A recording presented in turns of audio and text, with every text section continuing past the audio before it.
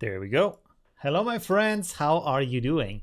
Thanks for joining my live chat, my welcome back live stream.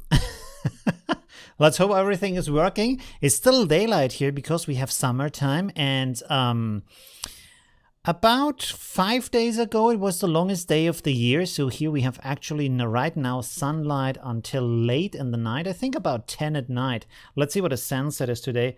Sunset Vienna, that's gonna be, oh, it's at 9. Okay, it's starting at 9, but yeah, you have sunset, you have sun after that, so it's pretty amazing. You can sit outside until late in the night. Where's the chat? 1 second. Boom, there's the chat. Hi, Eric from Meidling, my neighbor, basically, from another district in Vienna. Hi, DV, Delfert from Colorado. Thanks for joining. Gary from Arizona and USA. Thanks for joining. Mr. Crete from the Netherlands. Hi, how you doing?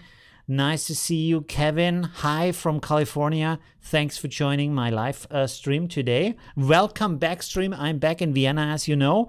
Gary from Georgia, USA. Hi, lots of people from the USA today. Ode from Ukraine. Thanks for joining. Pretty awesome. Oh, I forgot to wait a second. I have to bring something. I forgot that. 1 second. 1 second.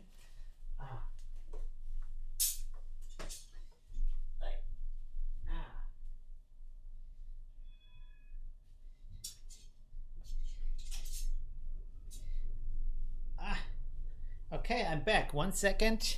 Here I am again. Oh, by the way, my new shirts that I bought in Thailand. I'm pretty happy with them. I bought 7 of these shirts. Ah, awesome. Hi, Pavel from Germany. Nice to see you. Hi, Christian. Willkommen zurück. Ich freue mich auf den Dia-Abend. So, slideshow. I will, I have to still select the pictures, maybe edit them a little bit, rotate some of the pictures, so I'm not there yet. But it sounds like a great idea, so I want to do that. Hi, Wolf Rüdiger from Sachsen-Anhalt. Hi, how are you doing? Thanks for joining. This is what I want to show you. 1 second. Look at that. Boom. You see that? It has a little ball pit inside, and there's a little bear inside here. And this is actually a tumbler that you can use to drink out of with a straw. The straw is part of the tumbler, so this one you can't close. And they have these little bags here in Thailand. This is super awesome. I don't know if you get this here, but this is really awesome. And also this stuff is super cheap. I bought this actually in a brand store for this kind of the bears. I don't know what that is. Brand store. And this costs 200 baht. How much is that? Like 4 euros, 5 euros, super cheap. And you carry it like this. It's really awesome. So it can't spill. It's always like, I'm amazed by that. Really awesome. And I love this little ball pit on top. And my OCD was kicking in because I tried all the different caps. So the bear and the print is lining up. I really wanted that to happen because in a lot of them, the bear is looking left or right or any kind of area. I didn't want to have that. So this is one thing I brought back from Thailand, apart from the shirts and stuff. Yeah, all right. Pretty cool. And also I have another tumbler. This is the one I'm using.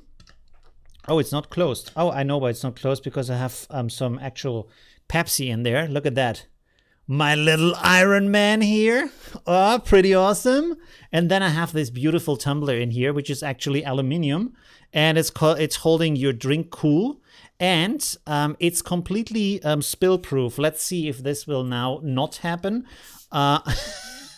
Let me try this. Yeah, you see? Spill proof. Like if you buy this from Starbucks or from other brands here in Europe. Whoa. Oh no, I shouldn't shake it when there is like cola inside. Wow, that was super close. I almost destroyed my keyboard. Okay, anyways. Usually you should use it for like, I don't know, coffee or something like that. Anyways, let's go back to the topic. Hi, Pavel from Germany. Thanks to see you. I think I already said that. Thanks for refined selection video. Could you do a short one with hair selection? I will still do one with hair selection. To be honest, I struggle with that too. So I'm waiting until I have an actual good solution for the selection in Affinity that I can teach you and show how to do that with hair. Because so far the selections I found were not really that satisfying. So I'm still like trying out either to make a video about how to make the selection better or how to make a good selection on a good case of a photo, right? Because sometimes the photo is just not like the quality or the setup from the background makes it really difficult. So for example, if the hair is blurry, you basically don't really have a chance to select it in a good way. So it has to be crisp, it has to be sharp. That's really important. And the uniform background would be good. There's a lot of factors that go into that. I need to research that a little bit and then I will do a video about that. Catch on time from Oman. Hey, Lee Donk. Thanks for joining from Oman. Pretty awesome. I think I was in your neighborhood recently. Isn't Dubai around the corner? Let me see. I hope I'm not saying something stupid right now. Let me see, because I have not traveled that area yet. I still have to do that. Yeah, that's around the corner, right? There's Muscat, there's Dubai. I'm seeing it. You're not seeing it right now, but it's the neighbor country, so that's pretty good. Okay, awesome. Wait, let me give me the chat back, sorry. Okay, hi Paul from the UK. How are you doing? By the way, it's also super hot right now in Vienna. It's the start of summer. I don't know why the start of summer is 21st of June. It feels like high summer right now. It's really hot. I was 32 degrees. Right now it's 25 degrees at 8 at night. So that's pretty heavy. Nereus from my room. Okay, that's also good. Let me know where your room is, like the country is good enough. You don't have to say the city. Martin from Canada. Hi, how are you doing? We are all in the Middle East. Yeah, that's true, right? Interesting. By the way, this term, the Middle East, I'm always like, I have to ask my Asian friend how they define that, because it's the Middle East for Europe, right? Because it's in between the Far East, right? But if you're for example, in India, it's not east from you, it's west from you, right? So do they say the Middle West or something? I don't know. The Near West? I don't know how that term is from other positions of the world.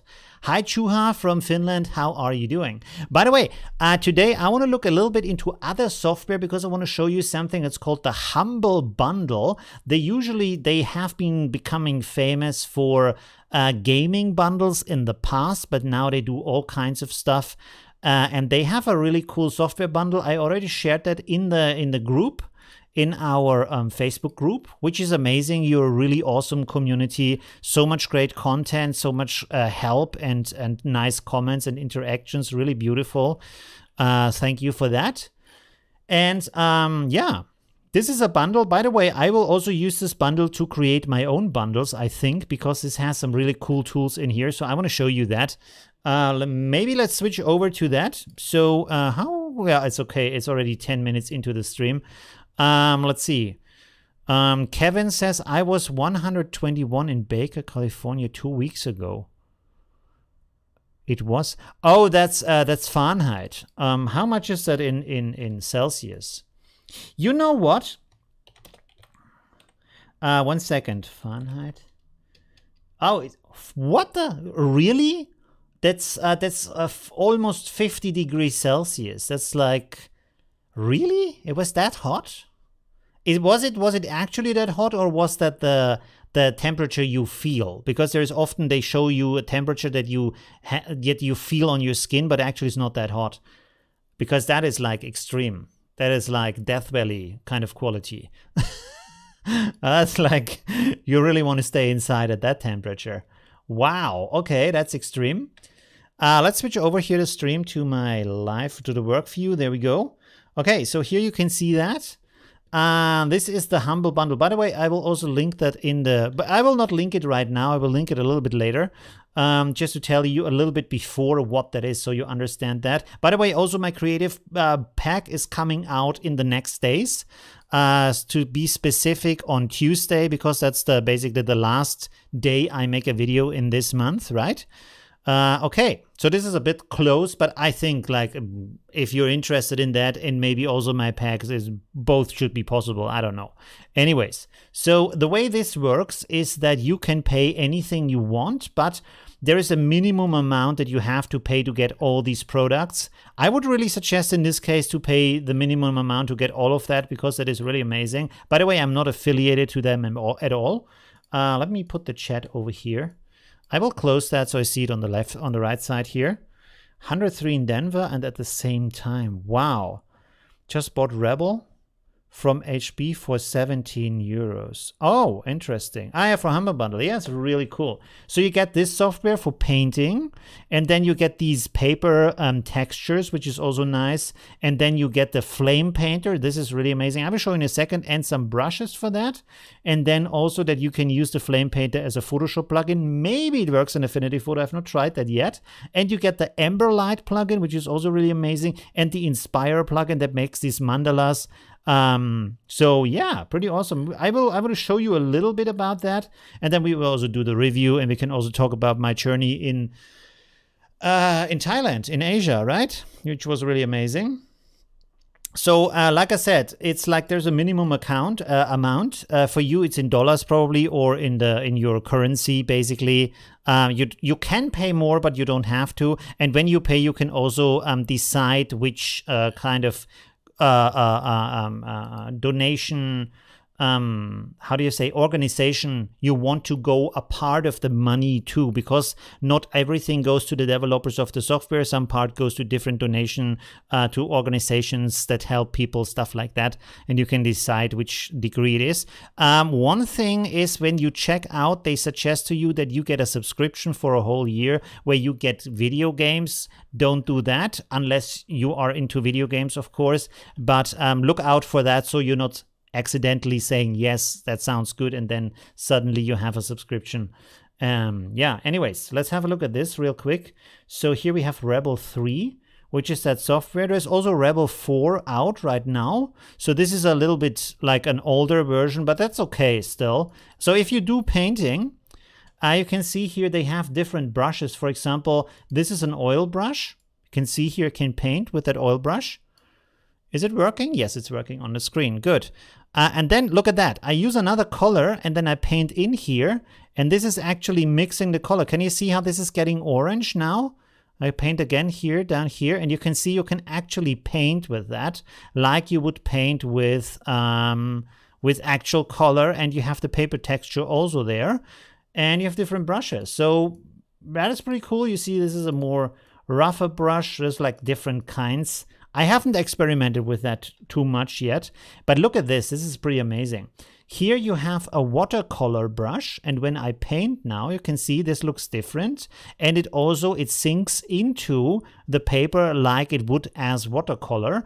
But now look at this, when I tap multiple times on the same place, there is more water, and now you see this little animation where it sinks into the ground, and it gets actually these edges that are a little bit darker because the pigments are like drifting to the outside, right? And now look at this, if I put it on here, it spreads even wider because there is like this oil now underneath, and this is like swimming on the oil.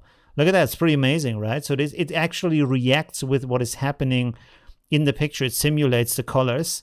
So I think you can do some pretty amazing stuff with that. You also have some other brushes that I haven't tested yet. So this is pastel maybe, I don't know. Looks like this. So this is one of the softwares. There is a pencil also. Maybe let's make this gray. You can see you can do some drawings. I have not connected my my drawing board, so this is just like mouse. I can't like draw something interesting right now with my mouse. Ooh, let's see. Oh, okay, that's not too bad. Let's make another one here in a different angle. Okay. They are probably perspectively not correct at all, but never mind. It's like a mouse drawing. That's pretty bad. Anyways, we have an ink pen, and we have a marker, and we have an airbrush, and we also have an eraser that works on everything basically the same way. So this is actually an eraser here. I wish this would react a little bit to the thing that you erase, so you have an effect like it would look like on like watercolor, it different than an oil. But never mind, that's pretty cool still. So you can do some pretty amazing drawings with that. What does the chat say? 1 second. It's Tropic of Cancer, so the sun and Senate around Miami, Florida these days. Oh, okay. So you have basically the hottest time of the year. We also have, like, we are basically in the same. Is it like, I think Florida is more south than Austria, right? A lot more south. I'm not sure. I have trouble drawing stick people. That's just training, by the way. If you see people who are really good at drawing, you can learn that. It's just training, but you have to train every day, and you have to keep training. That's the important part. But you don't need to be gifted or anything like that. Drawing is a matter of training, like language, right? Okay. Let's look at the other software here. Let's close this. So I'm not doing a drawing here. By the way, if you want to see me do a drawing, I have some videos on my channel that I have to rename because they're a little bit hard to find. But let's go here to Krita. And you can see, for example, you can watch me draw this. There I talk pretty long at the beginning. That's a little bit stupid. But this one is starting right away. And actually also has some music in it. Let's turn the music off right now. And you can see me do this drawing. And actually, this is the original work over there from another artist. And I'm copying that for learning purposes, but not copying in the sense that I draw through it. I'm drawing it freehand still. But I use the other one as a reference picture just to see how the artist has solved this kind of drawing. And this is a really good learning process to understand how the art is created, right? All right, so you can have a look at that. Just go to my channel and search for Krita, and there's several videos that I've created. Well, there's 2. Maybe there's more. I don't know. Well, there's at least 2, right? Okay. Anyways, let's look at the other software here. Flame Painter. This I want to use to create a pack for you for overlays because it's pretty cool. Let's see here. Flame Painter 4. Look at that. That is pretty amazing. So you can actually load a photo in here if you want to. Okay, language updated. We don't need that right now. Oh, it's pretty hot in here because I closed the window. So you can see here you have these brushes, and when I bring the brush here, you can see that the brush is animated when I move my mouse around. And now look at this. When I start to paint, this is what happens. Isn't that amazing? This is what this software does. This is why it's called the Flame Painter. So you can draw really elaborate like light paths around that. Look at that, pretty cool, right? And you can also draw like flame paths around that. So I want to do something with that, create some interesting overlays for you that you can use for your photos, for fantasy composites. You can see also these, what is it called? How do you call that? From the fire, the sparks, some fire sparks. Maybe I think you can also maybe create your own brushes. This is following the brush really slowly. I think you can also set the size. I've not experimented with this at all, but you can see here when I start and I go down here, you see, this is slowly following. And so you can make really, really cool videos here, right? Sorry, not videos, overlays and animations, effects in your drawing, right? And you have different layers here. You can also, I think you can also use, you can see lock transparency. You can also use masks, I think. So I've not experimented with this much. I just wanted to show you. So this is still everything from the Humble Bundle. I wish there was a brush like that in Affinity Photo. This is so cool. But you can work on the photo in Affinity Photo and then import it here and then paint these things on here. Maybe it also works as a plugin. I don't know yet. But look at that. Look how amazing that is. What you can do here. And of course, you can also change the colors, as you can see over here. So this has a ton of potential. And there's also many other brushes included that I haven't even installed yet. Look at that. Wow. Okay, pretty cool. So that is really amazing. I think we can do some really, really cool overlays with that you can use for fantasy composites, for any kind of, I don't know, magic effects and sci-fi effects and neon effects and stuff like that. Look at that. Wow. You can do some really, really cool stuff with that. Like I said, this is for the Humble Bundle. I'm not affiliated with that. I just thought this is really cool and a lot of you would like that. You can see these are the other brushes that I have not installed yet on my computer. I've downloaded them, but not installed them, right? So, yeah, I'm pretty amazed by that. I hope, or I think you might be too. Wow, look at that. Look at that. Wow. That is so crazy. Huh. I always wanted brushes like these, like super animated brushes where you can do the coolest light effects, because it's so hard to find the right light effects for your images, for your creations. And here you can simply create them yourself. Super easy. So that is pretty amazing. This is kind of a, I don't know what it is. It's like neon, neo, like matrix style effect. Whoa. Sometimes the lines are a little bit like too harsh, but that's probably up to the settings also. So you can probably adjust that to be better. To be honest, I don't know how much you can actually adjust for the brushes, or if you can do custom brushes. I really hope you can, because otherwise it would be really lost potential. Look at that. Wow. It's just a little bit too intense. Repeat. What does this mean? Repeat once. Is this a setting here? Let's make 8. I'm not sure if this does anything, to be honest. I have to still figure that out, but it's pretty cool still. Right. What does the chat say? I have trouble to the water of the watercolor will flow then in the direction of the tilt. It does flow in the direction of the tilt, really? You can also tilt the canvas to simulate the real position. That is pretty amazing. That is really good, because if you did do these kind of drip paintings, that could be really amazing if you can do them digitally and the color is actually flowing in the direction. Wow, I'm really shiny. Shiny and sweaty right now. I'm sorry for that. Let's go to the next software here. Amber Light. This is also like this will blow your mind. Look at that. I think especially Trude might like this from my community. Look at that. You have it crashed. Okay, that's not good. Amber Light 2. Did I do something wrong here?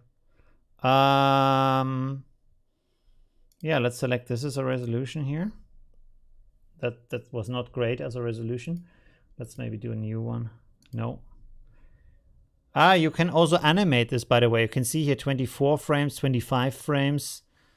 I just want to have a normal screen resolution. 4K, maybe not that high.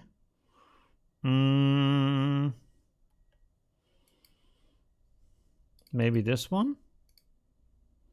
Yeah, it's better than nothing. And you see you have these points here, and with these points, if I move them, this will redraw the lines. You can see a little bit of a preview on what is going to happen, and then you can see this is going to redraw these points. And again, I'm not actually sure what is happening here. I just want to show you like what this stuff can do. So it is pretty amazing. Let's put all of them on one position. Let's see what happens then.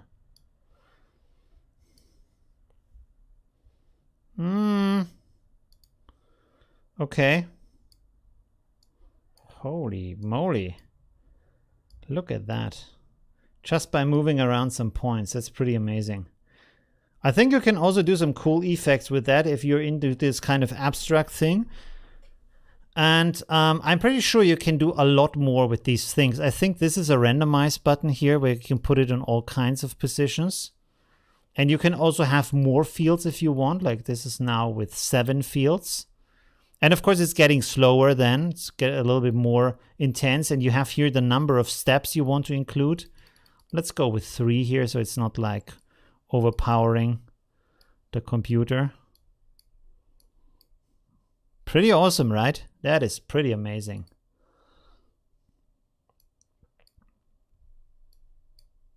And you can also like adjust these from what they are doing.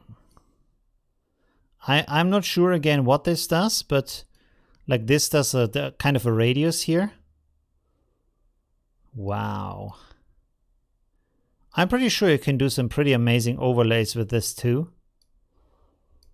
I have to experiment with that, but this seems to have like really huge potential to do really cool things. Let's see. And there also up here you have a smaller preview, which is also nice. And of course you can change the color. You see also out down here you have these kind of gradients, for example. You can also select your own gradient colors if you want to. Let's switch over to this. You see? It's pretty easy, right? That is pretty amazing. There's so much good software out there you can use to adjust and create special effects, and makes the life a lot easier to just create something really interesting. And then put this into your creations and yeah, just like make amazing things, right? And make amazing art. It's like art is in many cases also very much about the tools that you have and you use, and to find some interesting uses for this for the tools, right? This is also why if you look at the history of art, technology always had a huge impact onto what is artistically done, and how art and also the concept of art has changed through the technology that has become available at that time, right? So that's pretty important to have that. Wow, okay, pretty cool. I like I said, I have to research this a little bit more. I just installed this today and then didn't really have time to play with that, but you can see that you can do some really amazing things with this. All right, let's go on to the next one. Like this is all included for these 16 bucks here, like euros, right? In dollars, it's maybe a little bit more. And now we have this where you can do this kaleidoscope art effect. Let's check this out. It's called Inspire. Inspire, there we have it. Is it this? Oh no, it's called Inspirit, sorry, Inspirit.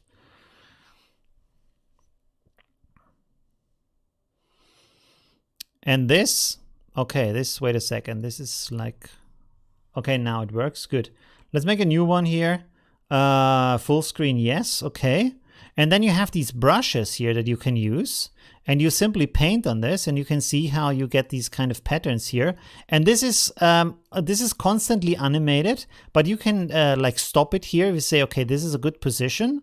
And you can, of course, also change the color. Like here, for example, you have different hues of the same color, but you can go in here and then change this to something else. And now you get this kind of color selection up here, you see? So you can really find colors that harmonize with each other and create these nice kaleidoscopes or mandalas or whatever you want to call that pretty sci-fi. I'm not sure, especially like how detailed or how like different you can go, or if they are all going to look like that.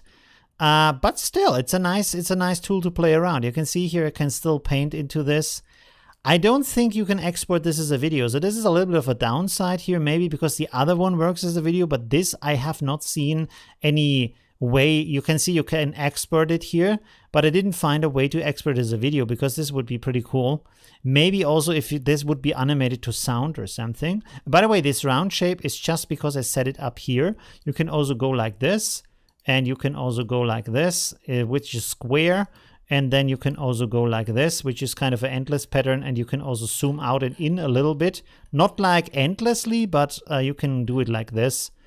And when you go here, you can also zoom out a little bit. And you can see here the whole canvas is rotating. By the way, I don't know if you can change the speed of the rotation. But you can see I can paint in here a little bit more. And you can do amazing stuff, right? That is pretty amazing. So yeah. That's all in that pack. That is like crazy value, I would say, and really interesting as an additional like playground for creativity, stuff like that. So I'm really happy with that. I want to really experiment with that. And the good thing about these kind of things is they give you an inspiration for what you want to do next, for your photos, for example, or for your creative journey inside of Affinity Photo, the things you could try, the things you can play around with. Because as you know, as I have shown you with this kind of tutorial, with this kind of mirror effect where you make these abstract backgrounds, maybe you get some inspirations from here to build on that, right? With these lines and stuff like that, right? So that's pretty interesting to use different software, different tools to give you more ideas and expand your horizon on how to do creative tasks, right? That's pretty cool. That is pretty amazing. Okay, that's it for this bundle. Oh, I still have to link that. Let's close this. Okay, I will put this in the link in the chat. Sorry. Let's see if we can do it like this. Yes, that works. Okay, good. This is the Humble Bundle. Again, I'm not affiliated by them. I just think it's a cool bundle that's worth having, especially for that price. By the way, there is another one if you're into cosplay, which are these outfits that look like gaming characters or stuff like that. There's also this bundle here where you get all these kind of, how to say, patterns. Yes, patterns. To create these head shapes and like clothing shapes and armor shapes and stuff like that. So that's pretty cool also. I will also get this. I didn't buy it yet, but I will buy that, especially for my photo projects that I want to do in the future. You see, with these horns and stuff, so I can build that myself and then combine that with the other elements that I want to, use to create cool photo shootings and to create nice artworks, right? Oh God, it's so hot. I'm sorry. So let me know in the chat. What are you thinking? And what you're up to, or ask me questions about my journey in Asia, stuff like that, if you want to. And you can see the bundles all have different prices. So this one is $14.77 minimum to get everything in here. So it really depends on the bundle. They have a lot of stuff, books, games, every kind of thing. It's really interesting. And the bundles change every week. So I'm always looking, is there something that I might be using? I have already bought a lot of them. Okay. Should we do the challenge now, or what's the plan? Right? I'm not going to show photos today from the journey because I still have to select them, prepare them a little bit. By the way, if you want to still follow me on the journey, because I haven't edited yet all the videos, you can do here. I need to maybe rename that channel again because it's very complex from the name. I don't even know what the name is. Olivio Photo Adventure. Oh, that's a camera adventure. Okay. I might rename that. So the last is, oh, it's 2 weeks ago. Okay, I need to work on a new video, maybe starting next month, because I still have to make the creative pack. Yeah, But you can see I already have posted some video from my trip in Asia, and I still have a ton of videos to do because it takes so long. Like this kind of 7-minute video, 10-minute video takes about 4 hours to cut the video. And I didn't want to spend all of my journey inside of the hotel room creating tutorials, cutting travel vlog videos. So I thought maybe I do this when I come back. And I'm in Vienna and I have the time for that, right? Okay. Anyways, let's maybe do the review. So this this challenge was, is there some comments? No. So far, no. Maybe I have to open up this chat and close it again because sometimes it's getting stuck, but I don't think there is any. Why is the chatbot not doing anything today? Interesting. Usually the chatbot should post some link. Okay, anyways. So this time you could post anything you want and give me a little bit of explanation what you are doing so I can give you a feedback on that. So the first one is by Marcus. Let's have a look at that. Let's see. Okay, that's a black and white edit, and this is the original picture over here. Let's have a look at these. So I don't know. I just love this picture and many more also. It's also good in this way. But I don't know what you specifically try to do with the picture. So it's like for feedback, it's good to have an idea of what kind of angle were you going for when you edited the picture to give you give me a reference point to give the feedback, right? Yeah, but that's pretty nice with this kind of editing. You also put a little bit of a light effect. Is this maybe from my pack? From the light ray pack, this over the sun. You can see here these rays. I don't see the rays in this picture, so this has been added afterwards. I really like that. It's pretty cool. It has a little bit of a grainy effect in here also, which is not in here.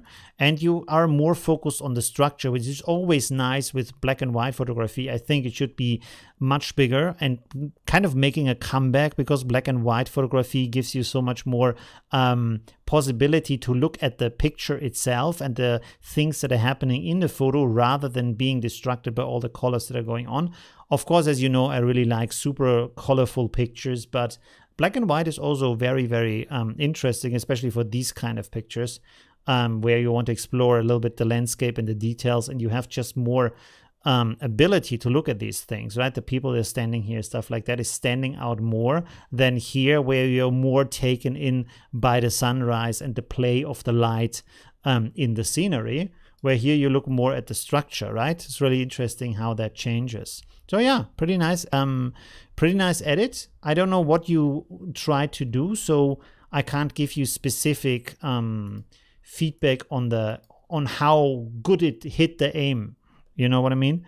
Okay, there's a second one, but it's only one entry per person. All right, let's go to the next one here. This is by Milos. I think nobody wrote any explanation to what is this. I think I got the kitsch level. Okay. Yeah, this maybe I should have wrote also more comments as to give you more direction what to do. I mean, it's pretty cool. I really like it. It looks a little bit like there's a like a black hole opening right behind the mountains, and it puts it into a completely different dimension. I feel like because there is this huge structure that the landscape is like really opening up and feeling like gigantic. Because of this structure in the sky. So I really like the effect, right? It's something very different and it's very like standing out of the normal nature picture, but still cool. And why not do something like that, right? It's always also interesting to figure out what, oh, by the way, is my connection good? Because I'm uploading my backup right now. Is this also uploading? Let's pause this here. Sorry. I by the way, I made because of all the videos and photos I took, I had I think 600 to 700 gigabytes of data that I came back with, and now I'm uploading them over the several days. So I have my computer basically running all day long. Does it go into pause right now? I mean, this connection is still good, so that shouldn't be a problem. Let's close this here, and let's close this here. Oh, it's taking a break. Okay, that's good. Anyways, what was I saying about the effect?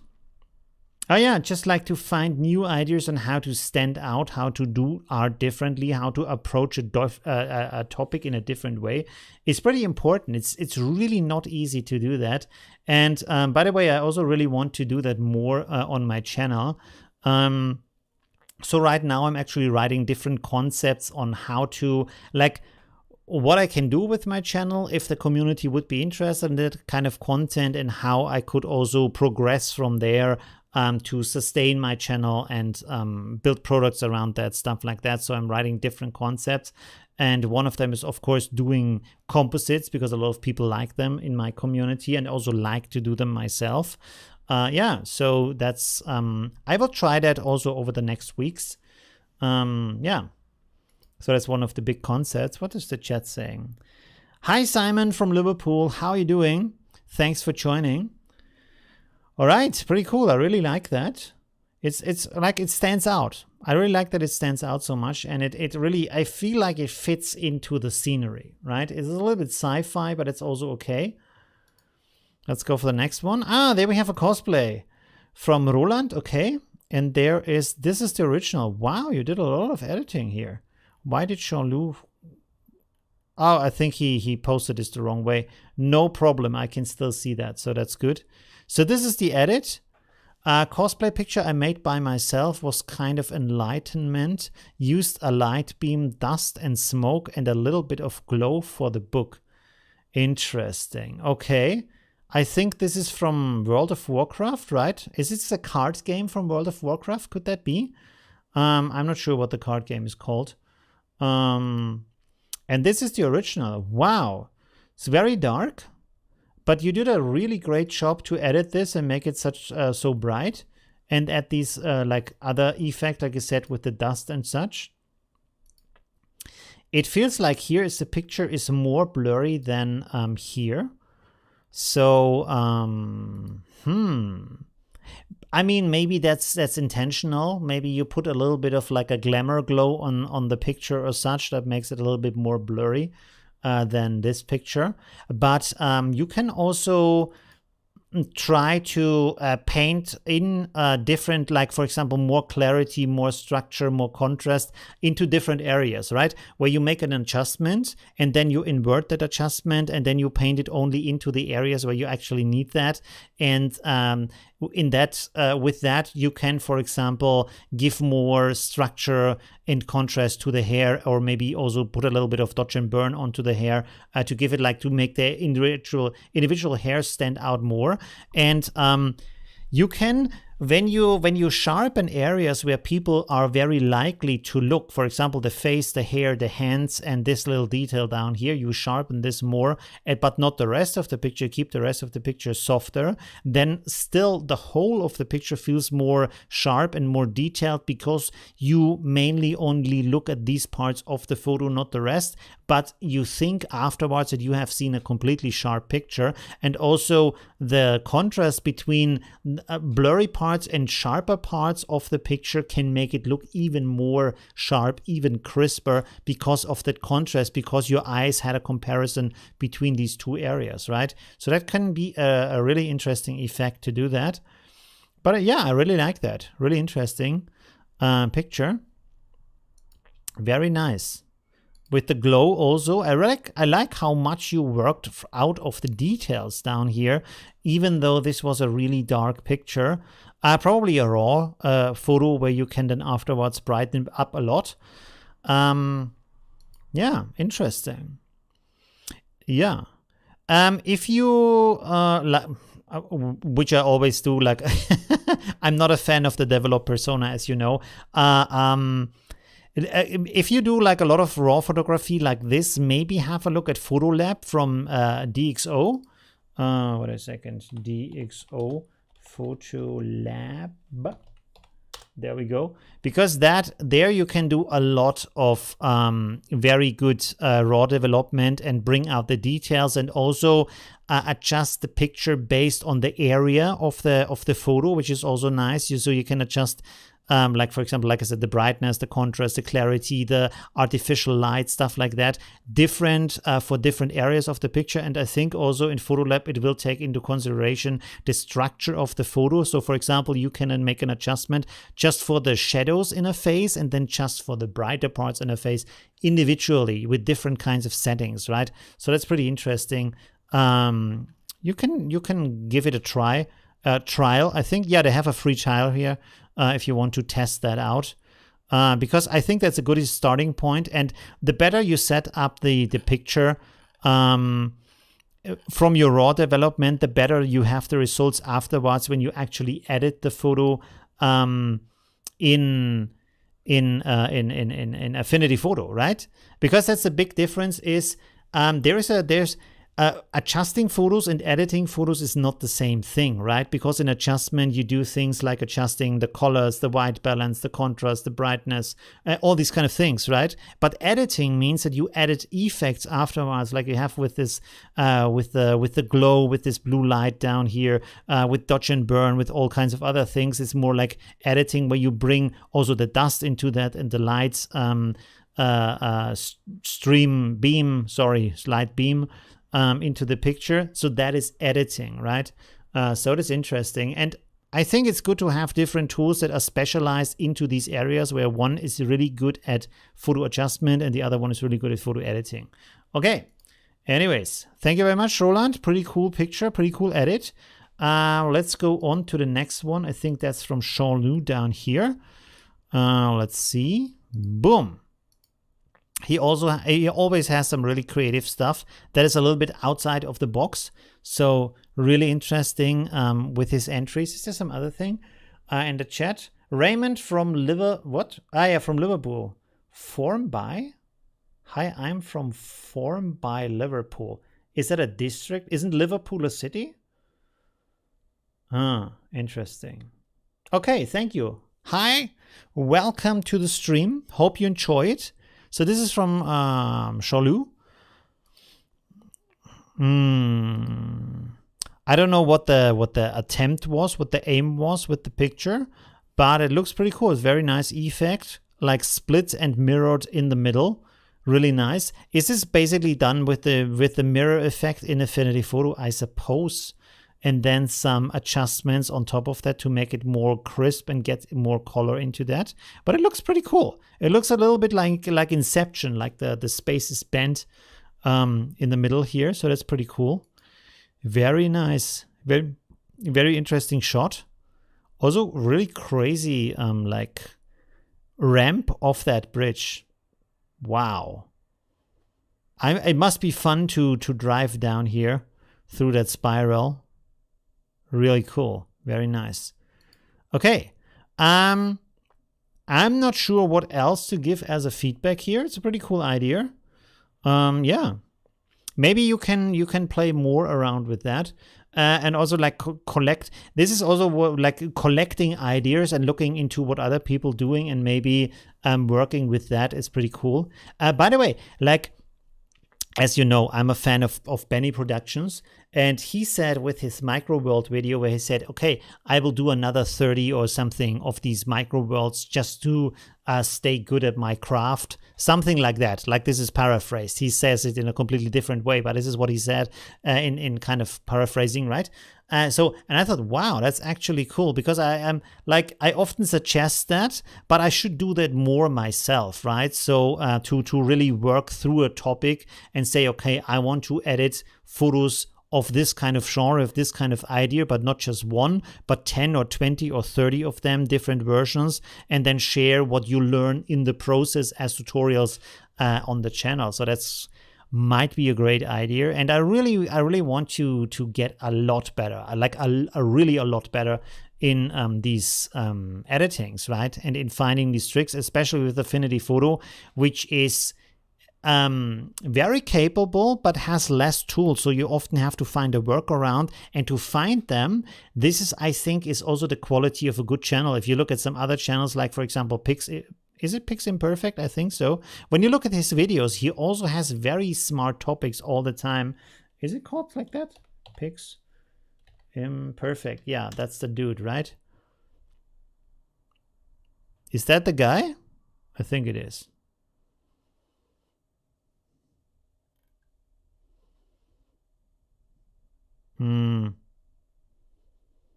Maybe that's another channel that I'm talking about. No, that's the guy. That's the dude. This guy here. He's amazing.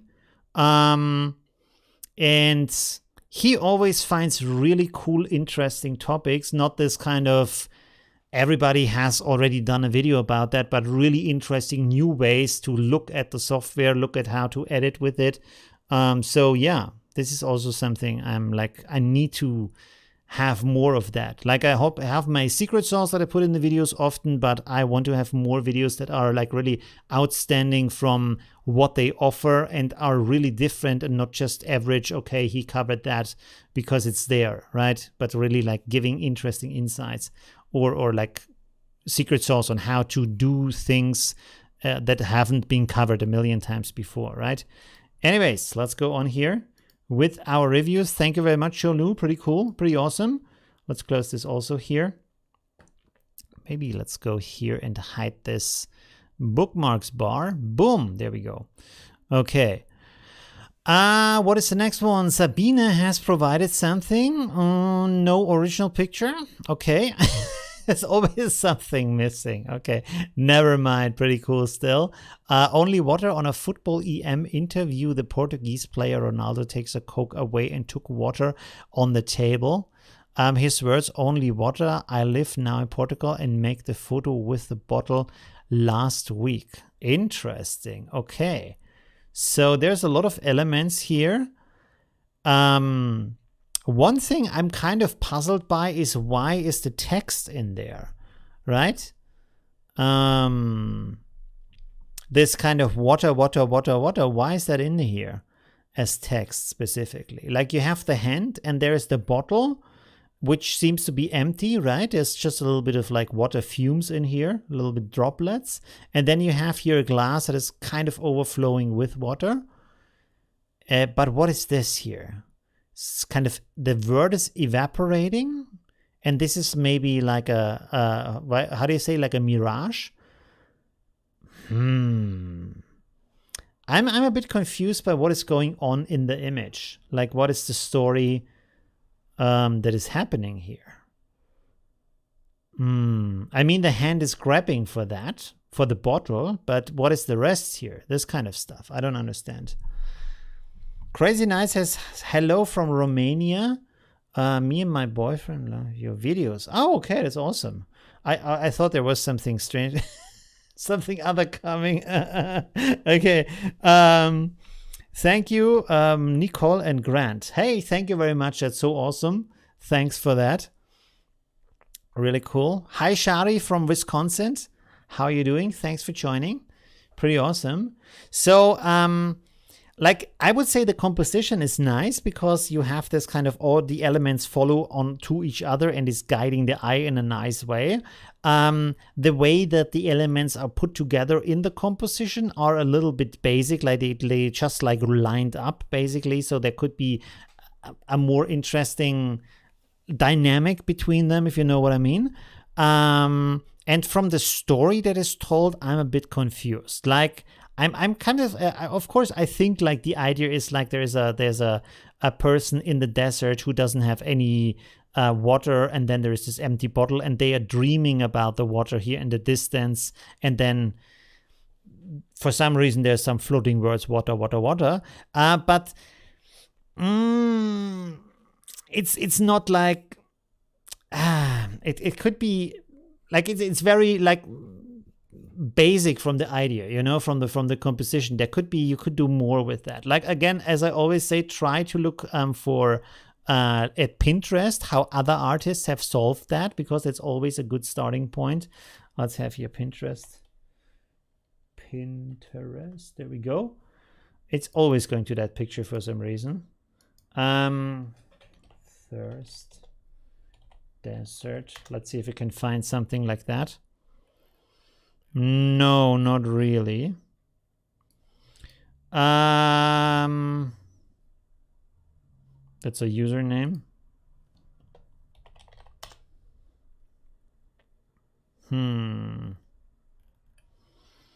I'm actually not sure what to search for right now. What's the English word for if you're like really, you want to drink really, like you need to drink something? What's it's not starving, it's the, what's the opposite of not the opposite, but like the second part.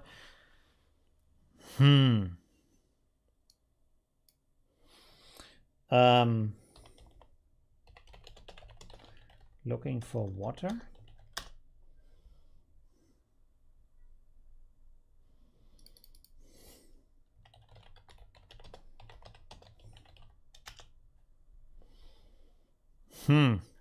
I don't know what to search for right now. I'm sorry.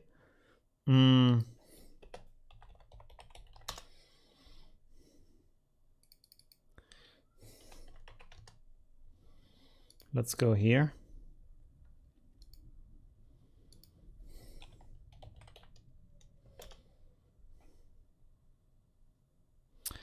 Well, I'm not finding anything right now, but yeah, I don't know what to search for right now. But you know what I mean? Like you look for these different kind of topics and ideas and stuff like that and see how other artists would have done that. Or maybe a movie scene. You could also look for movie scenes, right? Wait, let's write Lost in Desert. Wait, I have to put my Pepsi on the side. Lost in Desert. This is how you write desert, or is that wrong? Yes, that's right. Okay, good.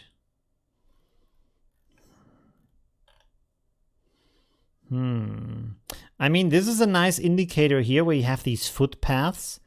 So you have a little bit of a history that the person was stumbling to the desert. But I'm not finding the pictures that I'm looking for right now. Lost in Desert.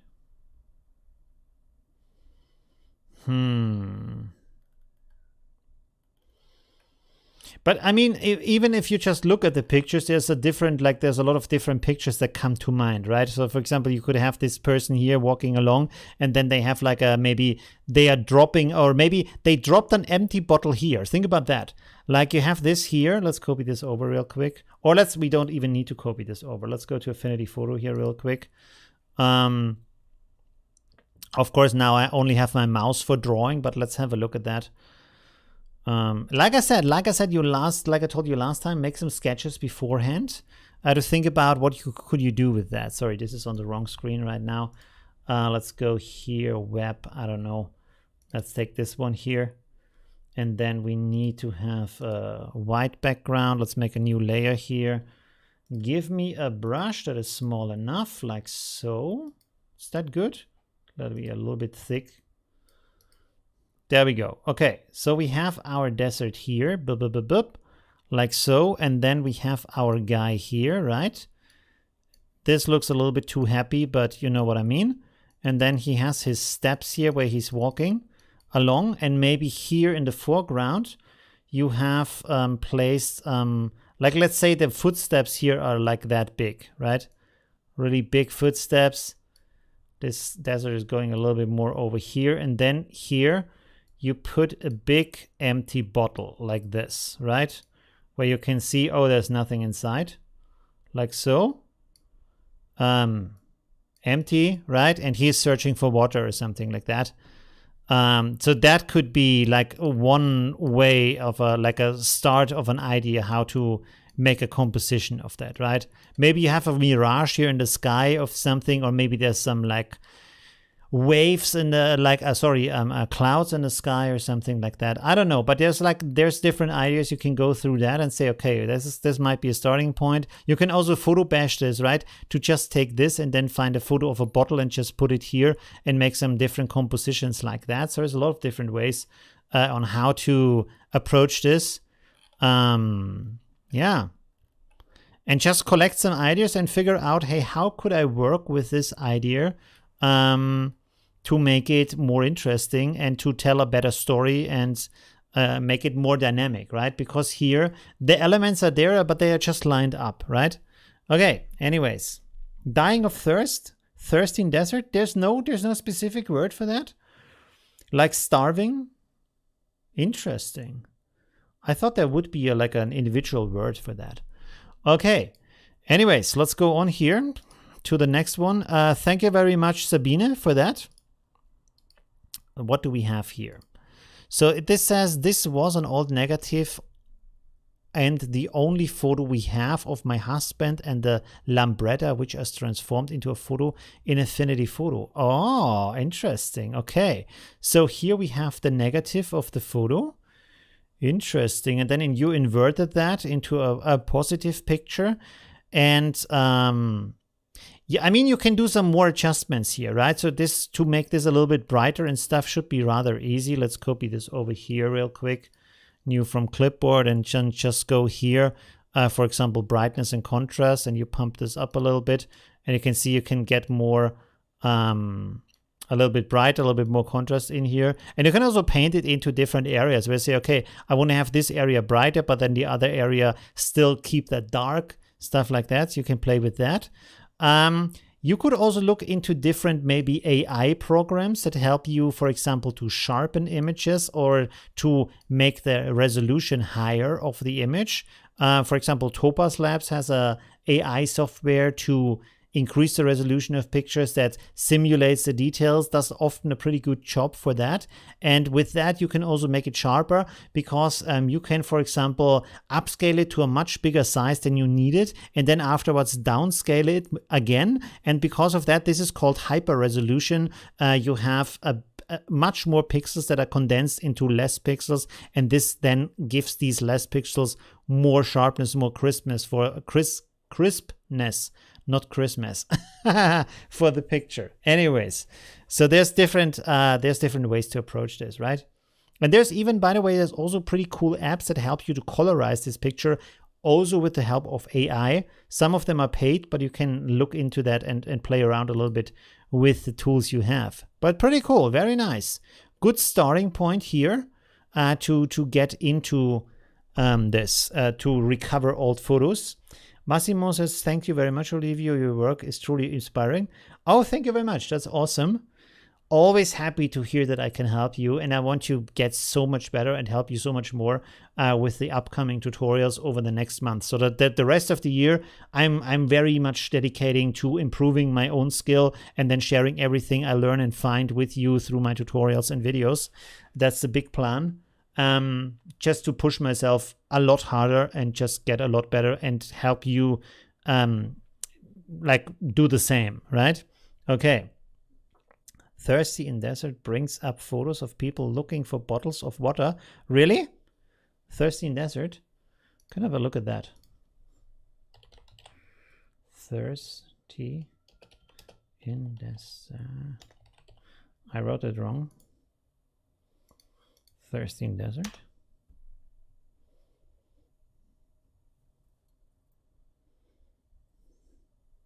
Am I writing this wrong?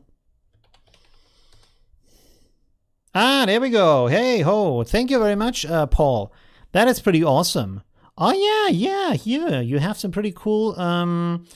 You have some really interesting compositions. You can see a lot of them are similar also. Now with the hand here. Ah, that is nice. Look at that. Bottle close to the camera. Guy here grabbing for that. So basically the reverse perspective of what we have seen in the picture of Sabine. Here's another one. So you can see they repeat the things that are doing here.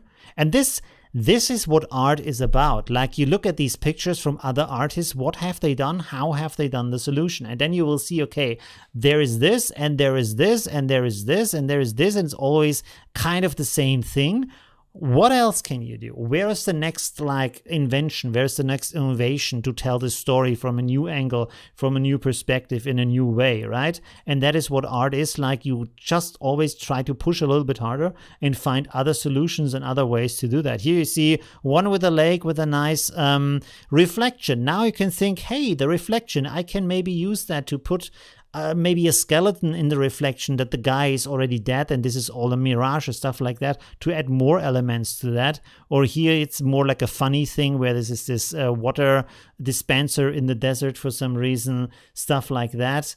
So there's a lot of ways, and you can just like benefit from this and yeah, just find a ton of ideas and use them to make some sketches, to note down some ideas, and then start to do your composition. And you will see, if you do this a little bit as a process, first of all, over time, you build up a visual library in your head. And the second is you get a lot more experience on how to build the drama and the story and the progression of how to bring the emotion into the picture. You learn a lot about that, and you will get a lot better to do these compositions and to come up with ideas and put things together, right? So this will also get a lot quicker and easier over time, right? That's pretty awesome. There's a lot of good stuff here. Right, thank you very much, Paul, for the suggestion to search for that. And you can see, really, really cool. You can also make a folder where you save these files, make some notes on them, analyze them a little bit. That's very helpful. There's a different one here, kind of a drawing. Pretty cool. And the cool thing, as you can see here, when you click on a picture in Google search, it will suggest other pictures that are similar of the subject to you, so you can find even more. And the cool thing is, now look at that. When I click here on this will give me even more results. So you can go through thousands of results really quickly. And of course, right click, save this image. So you build up a folder of ideas and then go into building your own composition, right? Pretty awesome. All right, let's go on here. Let's close this, and then we go on to the next one. This is by Jens. Interesting. What do we have here? I don't think it's a source picture. Okay, let's look at this. I took this picture with my new Tamron 70 to 180 2.8. Wow, nice. Very cool. In the Abbey of Baumles. I don't even try to pronounce it. I don't speak French. I don't know how to pronounce that. In France. I just love the color contrast and the depth of field, slightly touched in AP, HSL adjustment, and dodge and burn. By the way, the colors of the wall is original and untouched. Wow, that is a pretty cool blue wall here. Nice contrast to the pink flowers in the foreground, and then you have these stairs in the background. So that is pretty cool. Very nice, very interesting photo, and also nice editing. So that's pretty cool. And also gradulations to your new lens. Also very nice. So that's pretty nice. Again, like I said, you can always play around with different kinds of compositions, take different pictures and stuff like that to see, could I do it different? Could I, what am I about to say? Could I do it more dynamic or another way? Or could I frame the flowers with the door frame, stuff like that? So yeah, that's, by the way, I also thought I might want to do a video about like when you zoom into a lens, the different kinds of effects you get, because that also seemed to be like interesting and surprising in some ways. I can explain you a little bit real quick. Let's close this down here. So the interesting thing, what you can do with a lens, let's close this down. If you have a zoom lens here, right? So let's say we have this subject here. Let's again have a stick figure. And then you have this kind of, let's say you have a door here, a door frame in the background like this. Let's maybe make the door frame a little bit smaller, like this, right? So if you photograph this, how can I now draw this? Let me see. Like if it's like so, we have the guy here, and then the door frame is back here. Because of the perspective, of course, the door frame in the back is going to be smaller than the guy, right? Because perspective is going to be like this, right? Makes sense. So what's closer to the camera is bigger, right? But what you can do is, now if you let's remove this again.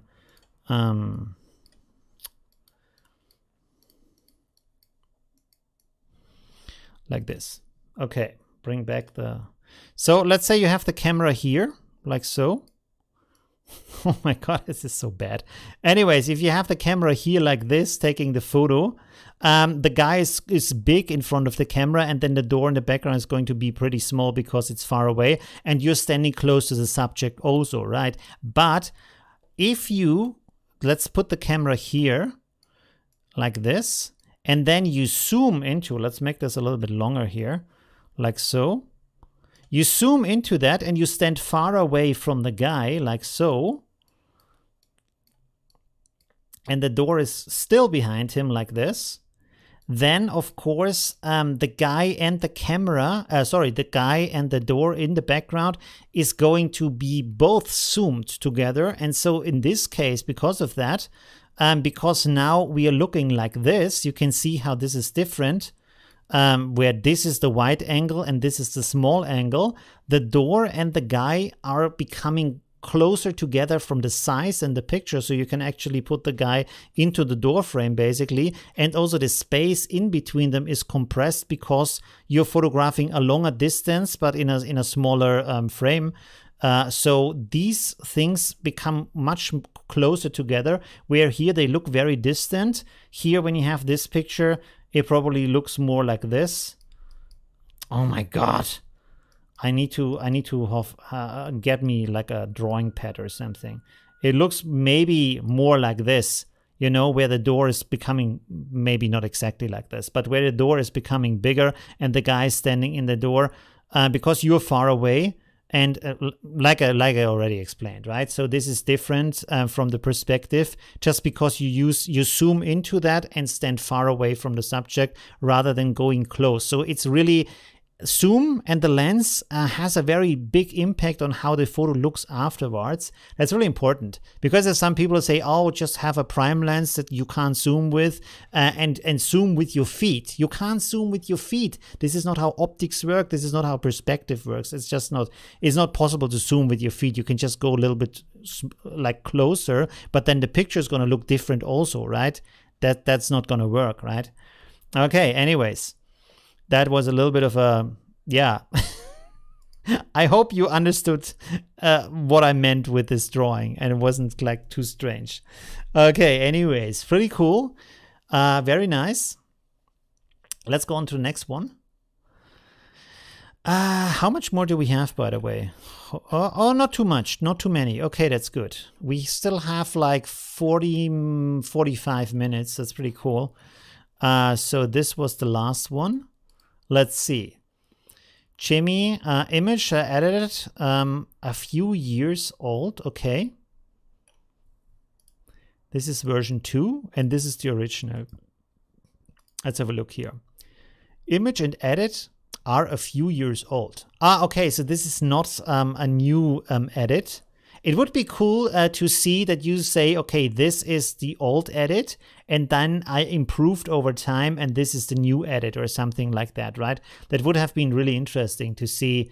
Maybe we could do that as the next challenge, right? Where you look for a picture that you have edited maybe 10 years ago, and then you take the original unedited picture, if you still have that, and edit it again with the skills and the technology you have now. That could be really cool. We could do this as the next challenge. So this is the original picture, and this is the edit. Pretty nice. And the other one, like, let's open this up again. This is a little bit brighter. I kind of like a mix of both, to be honest. From the bright one and the dark one here. It's pretty interesting. To maybe have a little bit more detail in the background and then make this area a little bit darker, right? So here it looks a little bit too bright and here it looks a little bit too dark. Kind of a mix of that would be nice. And you can also like use dodge and burn to adjust this from the light. And you can also use the curve, for example, to make areas brighter and then paint that in. So for example, let's copy this over real quick here. What you can do is You can go here, for example, curve, and then you make this much brighter to a certain degree where you say, okay, I want to have it like this, for example. And then what I'm going to do is now to invert that layer. And now I can paint this only in the areas where I want it to be, right? So that's a nice little trick. Let's make the opacity here a little bit lower and the hardness also a little bit lower. And then we want to set this to white, because you can see here black means that you don't see the effect, white means that you can see the effect, and opacity means we paint in not completely white but a little bit transparent. And so this is that we slowly apply the effect. And now you can see I can, for example, start to paint this in here and give, for example, this stone here a little bit more structure. And maybe, let's see, you can really decide where you want this to happen for your picture, to maybe highlight certain areas and like that give more like more structure to your image. I think the brush should be a little bit softer than I'm having it right here. Let's make the 0% right now. Let's paint this in here. And well, anyways, you can see here like we have this used on these two parts here. And now if I turn this on and off, you can see that I can highlight different areas of my image. And you can still, of course, go in here because this is a curve adjustment and adjust this even more. Like you can say, okay, this is nice, but I want to have it a little bit more contrast. And you can like really adjust it in the way you want to have that. And this is only happening in these areas. You can see like this now. And so with that, you can really shape every part of your picture, the highlights, the shadows, everything, and bring more like more drama and more story and more like guiding the eye through the light into your picture, depending on what you want to do with that. So that's a pretty nice little effect that you can also, especially with black and white, it's very easy. With color photos, you can also do that. All right, let's go on to the next one. What's the chat saying? Thank you very much, Olivia. Your work is truly... okay, I've already heard that. What chat says in the middle? What does in the middle mean? Am I missing something? Brings up photos. Huh, not sure what that means. Okay, let's go on. So this is the original picture, pretty cool. I really like how much you changed that, because the picture that you ended up with looks more like this is in a cave and really mysterious. So pretty cool how this evolved into a different picture. All right, let's go on. There's more explanation here. That's pretty cool. Let's see, what are you writing? This is by Parisa. I'm playing around with the idea of putting my puppy in different scenes in a huge size. For this one, I used an image from Pexels for background, AP cloud and fog overlays, and one of my puppy photos. I have 1 million photos of him, okay? All done in Affinity Photo. That is pretty cool. Very, very nice. With these guys here standing on the edge of the cliff, and then you have the gigantic dog coming from the side into your picture. Wow, also very nice starring picture.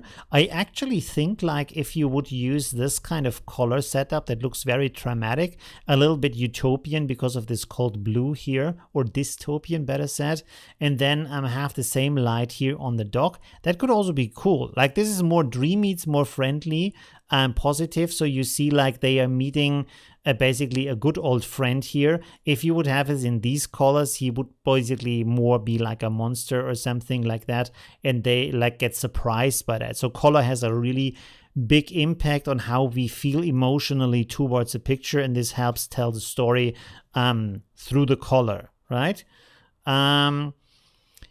The thing here is you want to, I would say maybe adjust the ambient light of the dog a little bit more. Like they are pretty close together, but I still feel like the dog is in a much warmer light. As you can see up here, it has kind of this beige pastel tone, and then the rest of the image has these more bluish gray tones in there. So the dog is a little bit different in the light.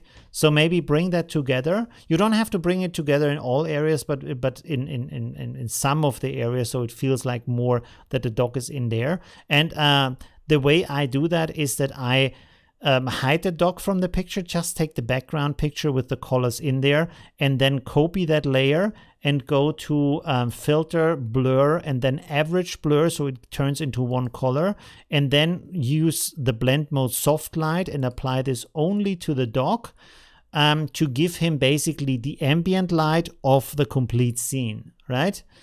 All right. And then, of course, you can adjust the opacity of that to give him more or less ambient light. This really depends on the picture, how much you want to apply to the picture. But other than that, I find this really nice, very cool from the composition and from the execution. Very, very nice. The hair here on the snout, this area looks a little bit blurry. Maybe it would be better to like hide this hair here and make the nose a little bit more crisp.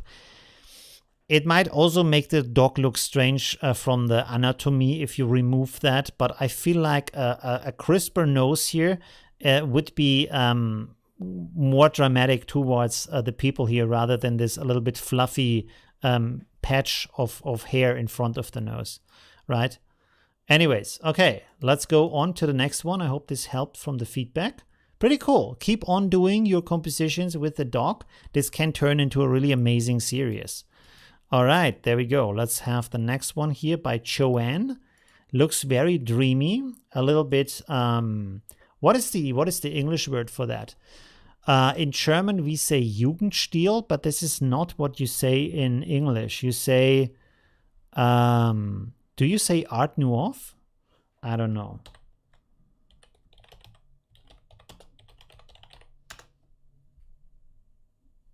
Art Nouveau, yes. I don't know. Is this the way you pronounce that? Ah. Art Nouveau. Art Nouveau. Art Nouveau. Art Nouveau. Do you hear that? Wait a second. There we go. Art Nouveau. Art Nouveau. Okay. Art Nouveau. Art Nouveau. Learned something. Okay, good. Art Nouveau. I have pronounced it always wrong, apparently. Okay, anyway, so there we go. With these kind of frames here, nature inspired, very nice. So let's read the text here. Joanne says, framed iris, just very simple, sharpened, used a blur for the background, used January style wild 9 to enhance the color. Oh, cool. So this is from one of my creative packs. And finish it off with an Art Deco frame. Art Deco is a little bit different. Is this Art Deco? Let's check. Because Art Deco is more like the Gatsby. You see, this is more Art Deco with these strange straight lines and stuff like that. I mean, also this, but it's like, I don't think this is Art Deco.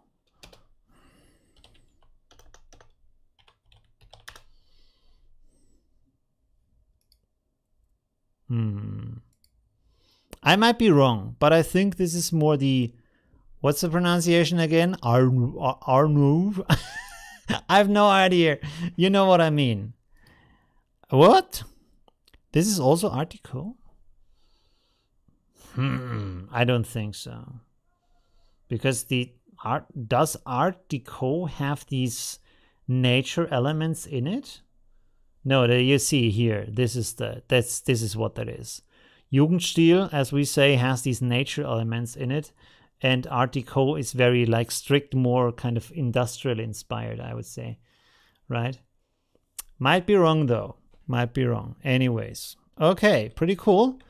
I really like that edit, really cool. So this is the original, and you can see like this, I think, is a very nice example of how you can turn a picture into a nice experience when everything has the same color. So there is this kind of style of color harmony where you try to find colors that, like it says, harmonize nicely with each other, but they are maybe complementary colors.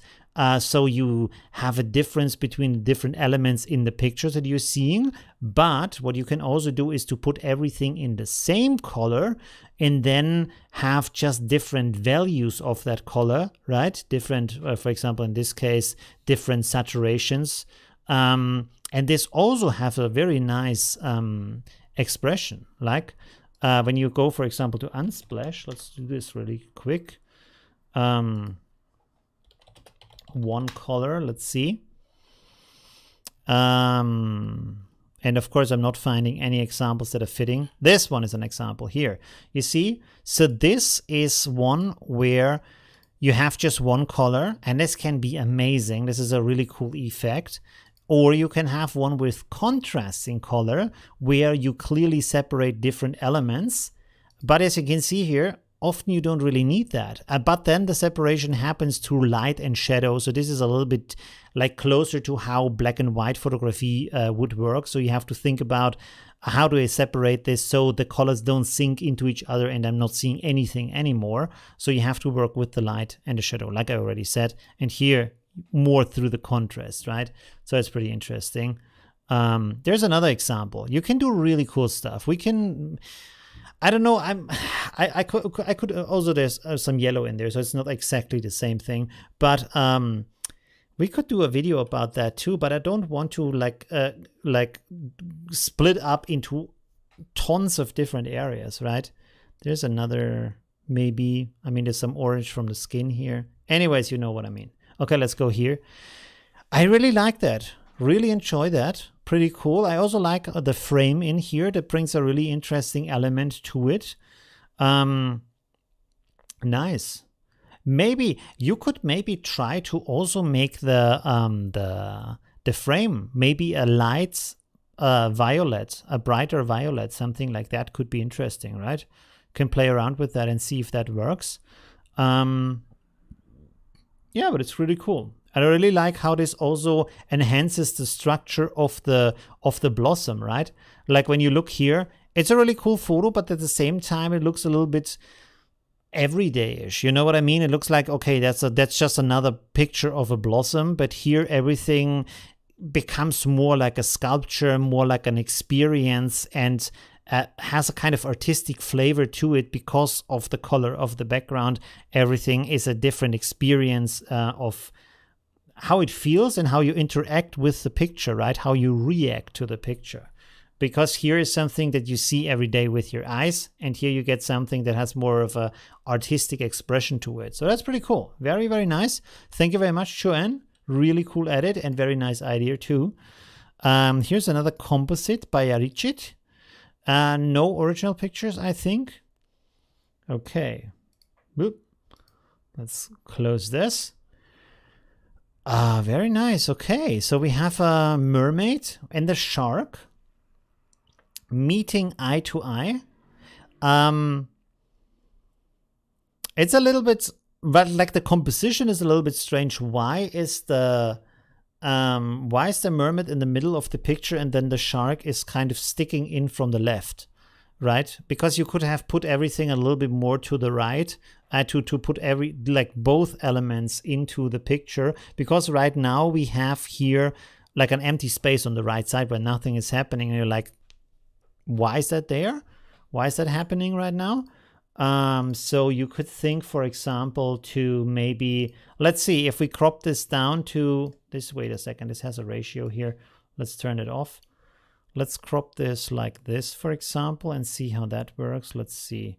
So she's still in the middle, but we have less of the other elements. Maybe. I would like to see a little bit more of the left, though, to be honest. How's it like this? I mean, we have the tail here, but... how about this?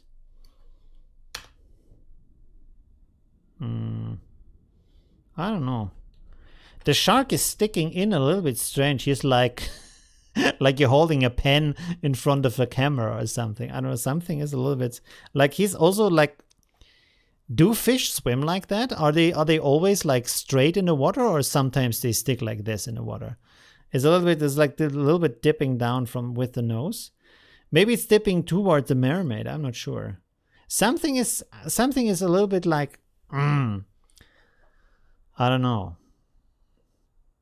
Something is a little bit strange from the composition. The shark is just sticking in a little. Maybe it's also because if the fin is so close to the border here that it's like almost touching, and that makes it a little bit eerie. But I like I really like the way you edited that. I feel like you can see here like the mermaid's tail has less contrast than the other parts of the picture. So this could be a little bit more contrast and a little bit more like here, paint a little bit more brightness in that part, paint a little bit more shadow in that part to reflect. You can see how the light structure is here. You have these like strong highlights and then the dark shadows down here. And this is not reflected in that part. So makes it stick out a little bit compared to the coral that she is leaning on. And from the composition, it's it should be a little bit different, I feel like, but it's still like, why not? Okay, pretty cool. All right, let's go on. Thank you very much, Richard. Pretty cool. Really like also the idea.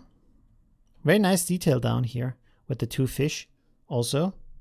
Neo Art Deco. Is that what it's called, really?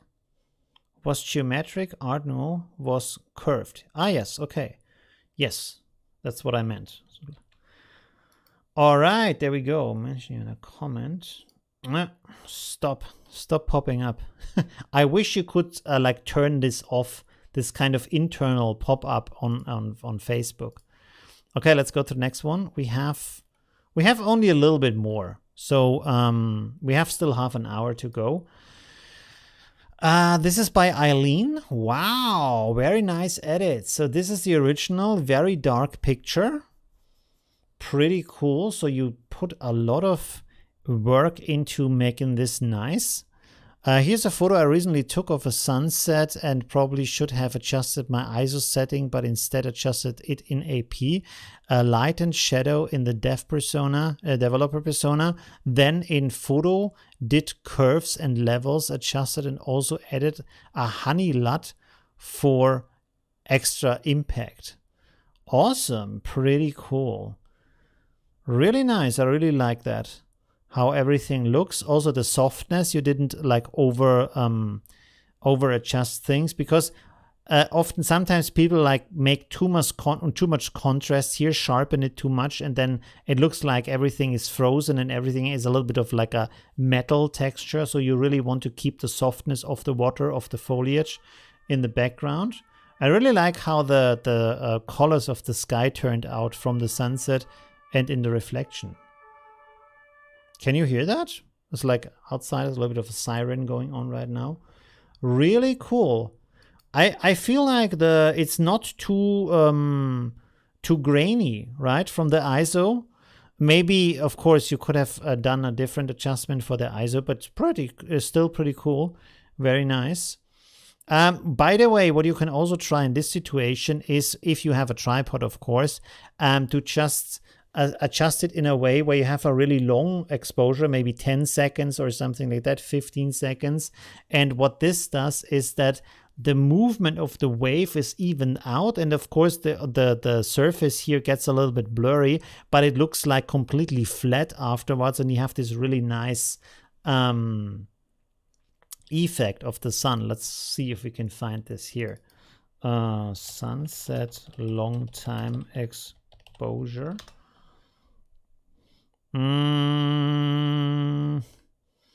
Yeah, maybe like this. Do we find a better example? This maybe. Maybe this. I'm not sure if this is a long time exposure though. Let's open this up. You see, like this, where everything has this kind of like eerie flatness on it. This is like with the long time exposure, because everything moves backwards, forwards with the waves, and it gets evened out in the picture, so you get this kind of flat look which is very nice. And you have these nice reflections also in that. Maybe also here a little bit, although this is kind of different. You can see also this. It's like also it looks a little bit painted also, which can be very nice. I don't think this is a long time exposure because there's still a lot of waves visible here. But you know what I mean, right? So that can be a really interesting effect to do that if you want to. Let's go back here. Yeah, so really cool. Really cool adjustments to that. Very nice. It's a little bit low on the details, but as you said, with the ISO, probably that is that if you have it in the smaller details, then you have more noise, and that makes it look a little bit like blurry, although it is not blurry, right? Pretty cool. Really like that. Okay, let's go on to the next one. What do we have here? This is from Niels. No original picture. A fantasy land. Oh, wow. Okay, pretty cool. There's a lot of stuff going on here. This reminds me of one of my tutorials I did is a while back of this kind of like very basic style of just patching things together and have this kind of cute style. You can look this up. I don't actually know what to search here for. Let's see.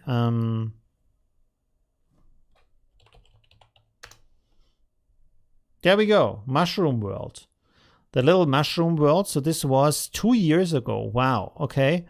Yeah, and I just like, there's just 2 videos. It's a little bit inspired by Samuros, which has this kind of very, it's a like an old game, which has this kind of style where everything is patched together and you don't really care that this looks patched together. It's more about creating a nice, fun world. And the character that everything looks so patched together makes it even more interesting from the world that you're experiencing, because your fantasy can stitch everything together and make it into a consistent world afterwards. So that's actually pretty nice. And makes it more interesting because it is so obvious that the elements don't actually belong together, right? So that's pretty cool. We can actually look here a little bit at the end of the video real quick.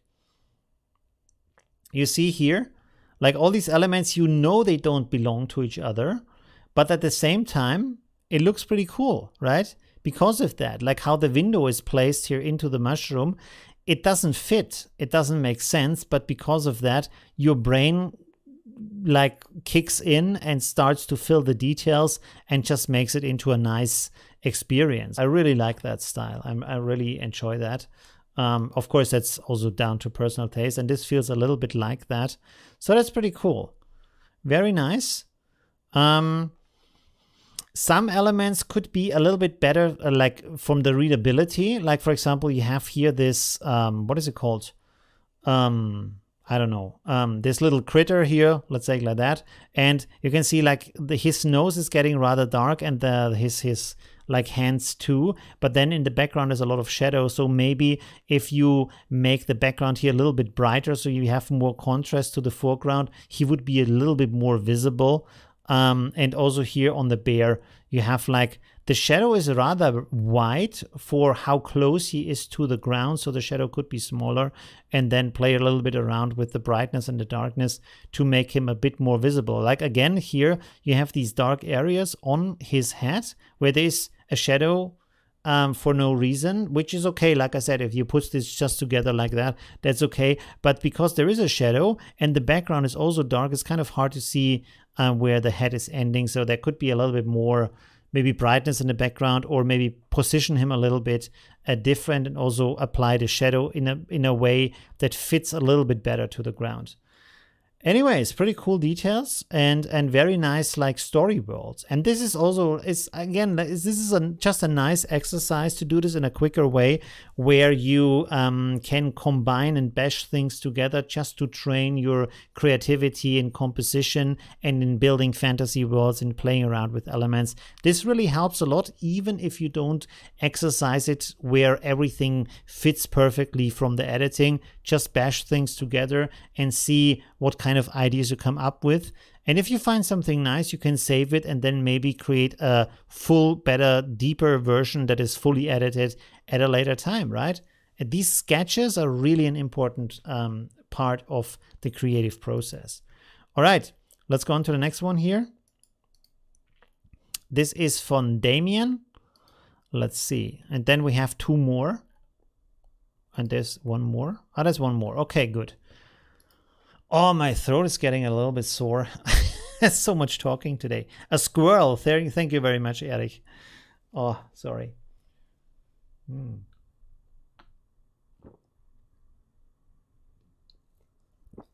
All right, there we go. Okay. Demonstration that we are destroying nature. Ah, okay, interesting. I wanted to point out that we are destroying nature. I took advantage of the fact that right next to our village is a chemical plant, which is the most polluting in the Czech Republic. And I would like everyone to think about what we could do for nature and point out the problem at this time. What have I done? I finished the smoke above the chemistry with a brush, okay, and adjusted the colors for the image, source image. Okay, so this is the original image.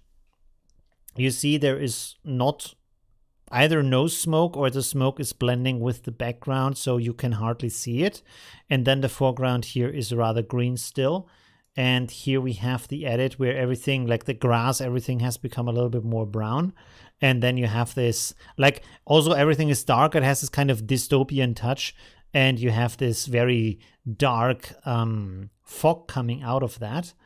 Again, like we talked about before, when you look at different colors and what to do with that, for example, like we saw before with this kind of colder, desaturated blue over the picture, that can be interesting to make things more dystopian. You can also look for different, like I always suggest, look at different scenes from films, from TV shows, what kind of colors are they using, because for them it's really important to use color as an expression, as part of the story, and especially as a part of the story that you don't actively realize and recognize. So it's kind of a subconscious influence to see that, okay, this is the bad guy, this is the good guy, now we are in a dangerous situation, now we are in a loving situation, stuff like that. So you can really influence that with the colors, with the contrast, with the saturation of that.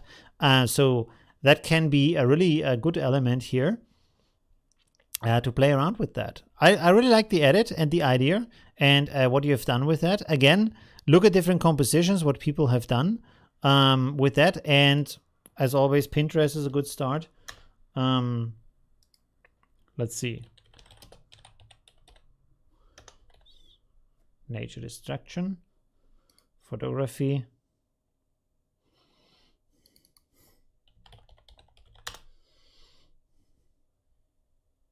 I'm not good at searching today. Somehow it's not working for me. I don't know why.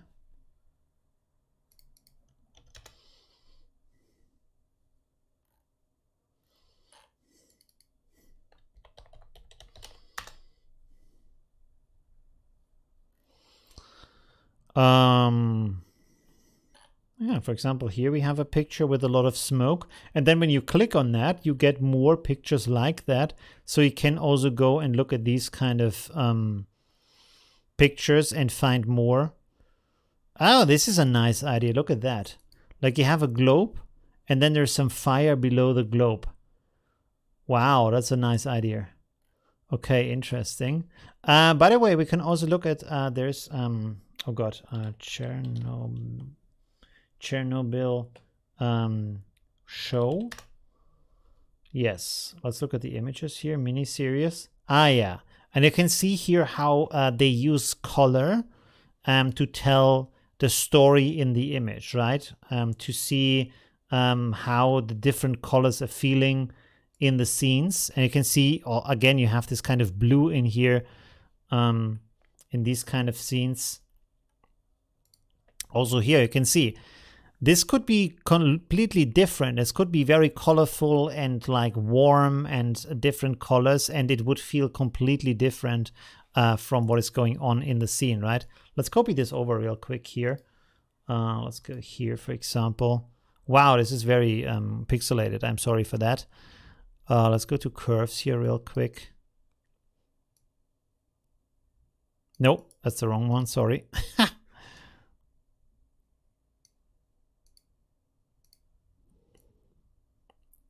You see how this is now a completely different scene and doesn't feel as dramatic and doesn't feel as disturbing, right? So here we have like more natural colors. Let's go here. A little bit of that too. Let's merge visible here and then turn this off.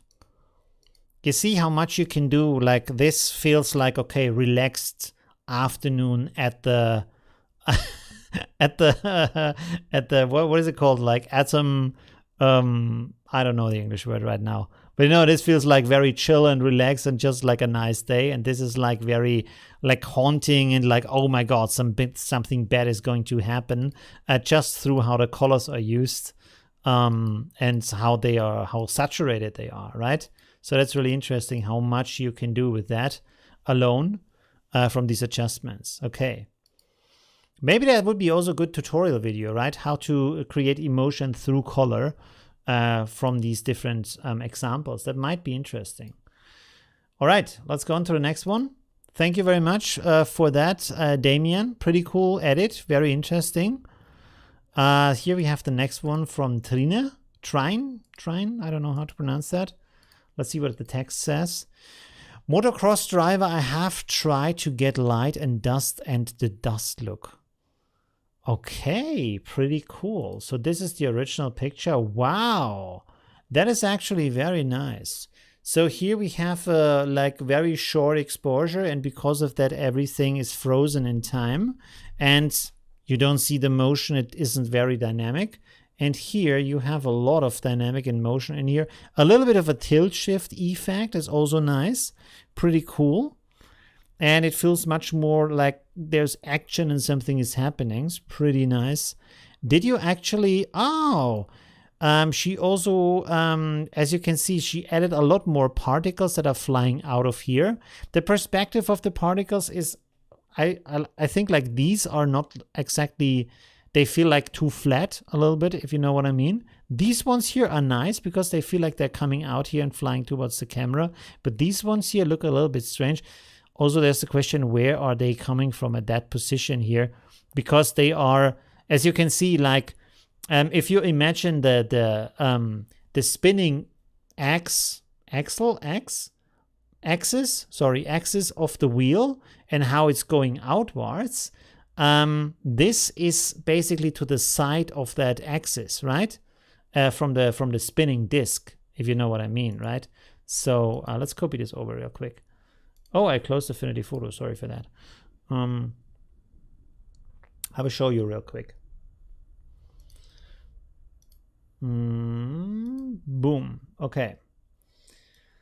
Let's take a donut shape here maybe. And then let's see if we can do this here a little bit. I hope I can like...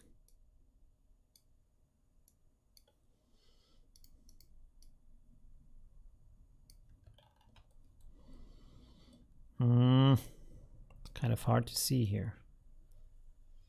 Where's the lower part?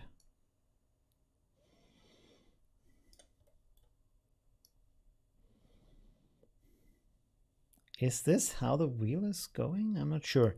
Sorry. Yeah, I thought this would be a little bit easier. Okay.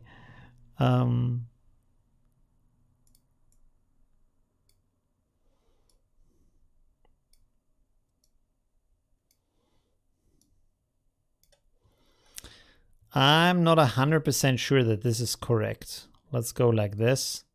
And then let's copy this, duplicate. Let's see if I make this bigger now. This is actually not giving you so much information as I thought it would. No, this is not very helpful.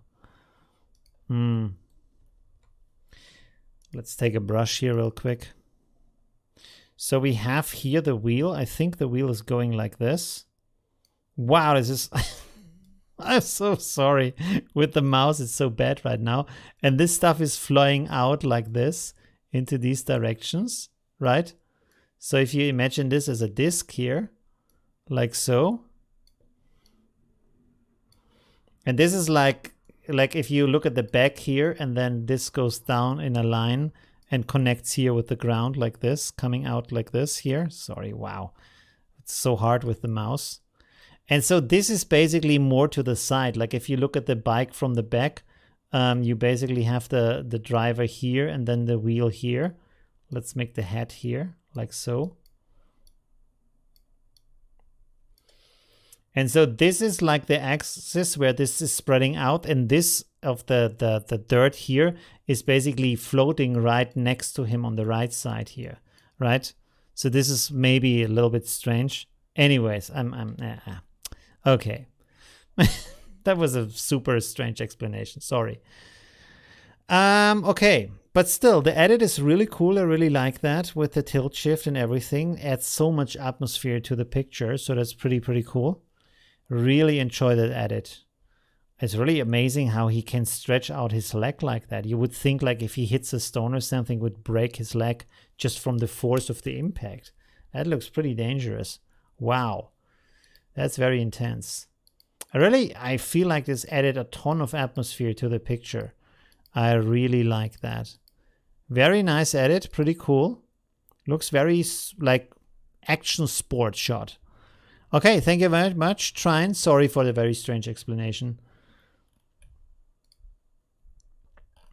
So, let's go on here. This is from Peter. Is there an original also? Oh yeah, that's the original. Okay, so here this is also interesting again. So he said, inspired by a serious change in the life of a close friend, maybe the postcard of, maybe as a postcard which hangs framed on the wall, one should see that there is someone on the way by car, the long way to a new life. Okay, so you have here the car window basically, and we are driving along the car. Original photo GoPro. Okay. So this is made with a video camera, not with a photo camera. That's pretty interesting. Picture trim, masts, line and house removed. Okay. So you can see here these electric masts and stuff. There is some elements here that have been removed. Wow, you did a lot of editing here. Also to have a nicer color and contrast and everything. That is pretty interesting. Did you set the camera? I suppose you set the camera to a flat profile, and this is why everything is so flat from the colors. And then you edit it afterwards to just bring all these colors and details back and make everything look nicer.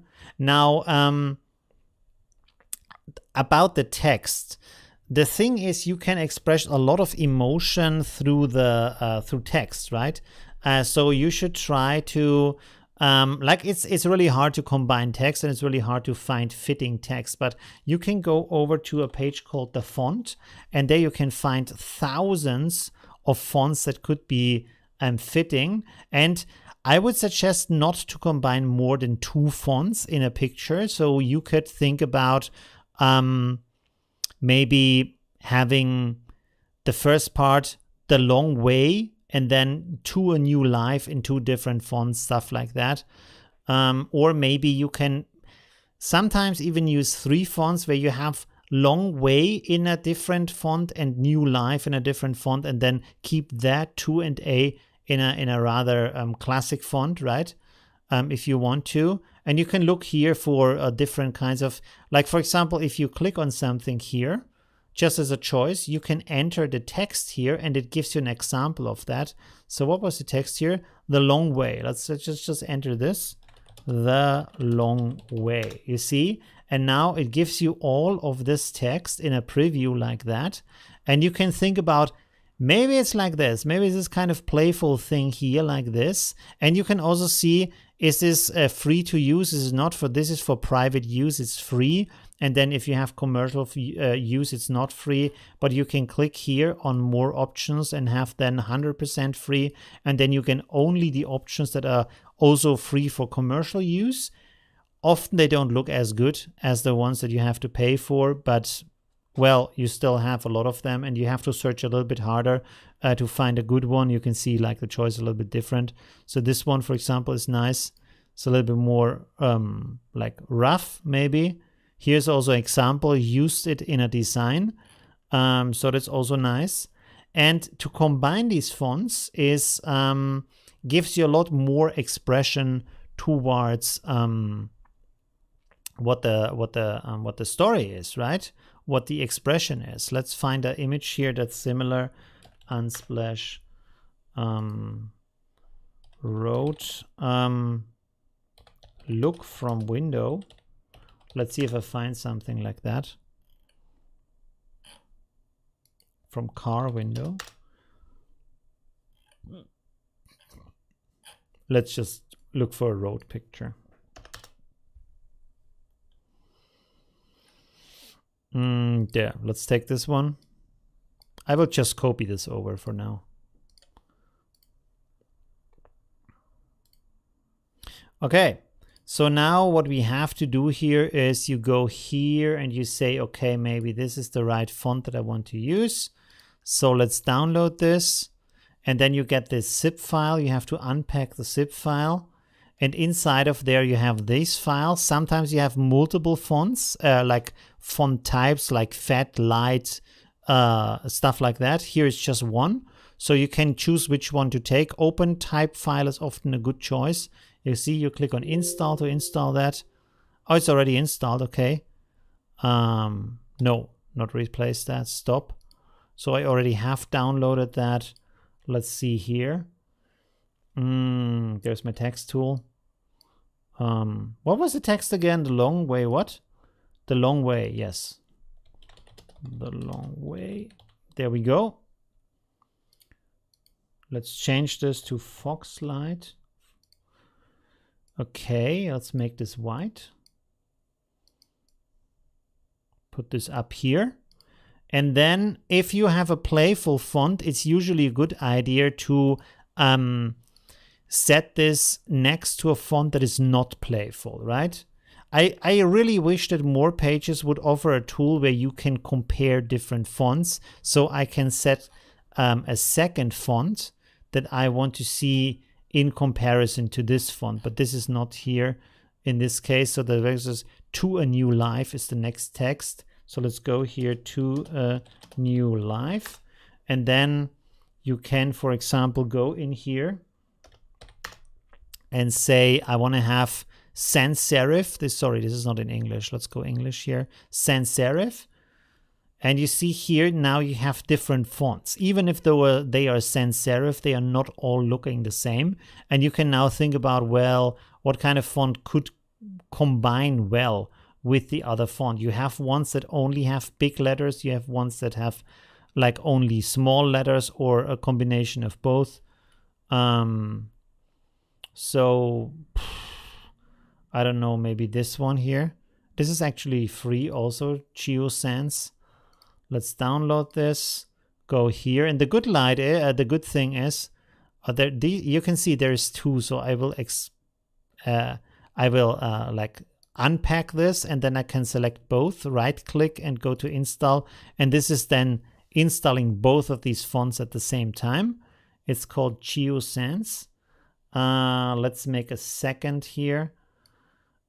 What is the text again? I forgot about that. Sorry, that was the picture. Dude, my brain today, what's going on? To a new life. Okay. To a new life. There we go. Let's switch this over.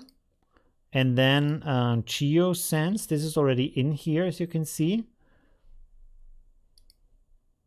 So maybe we could combine these like so. It's hard to, like I said, it's hard to find good text. So this might not be ideal.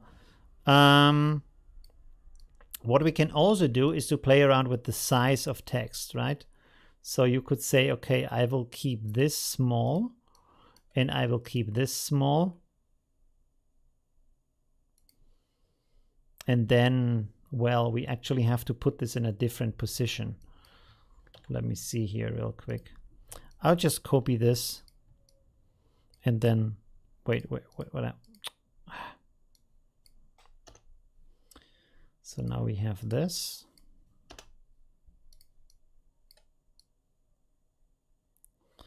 Let's put this up here. And then we will also copy this, and I will delete this here and this from the other text. And then you can put, for example, this here and this here, a little bit bigger maybe.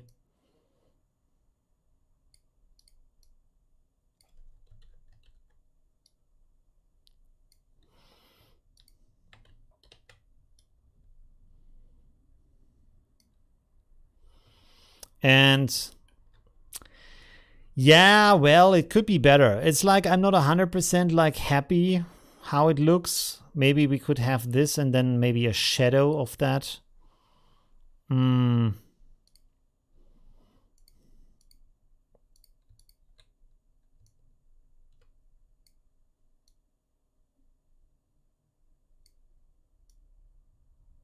Wait, this changed now and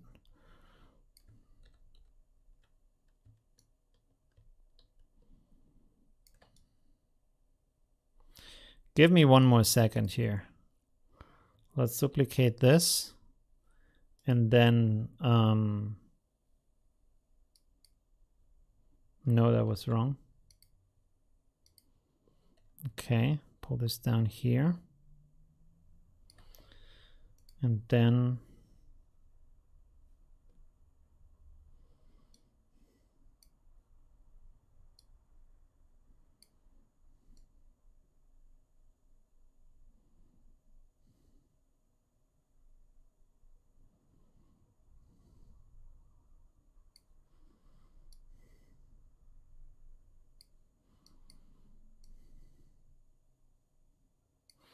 yeah, something like this. You know what I mean? Apply. I should have made this dark before. Anyways, yeah,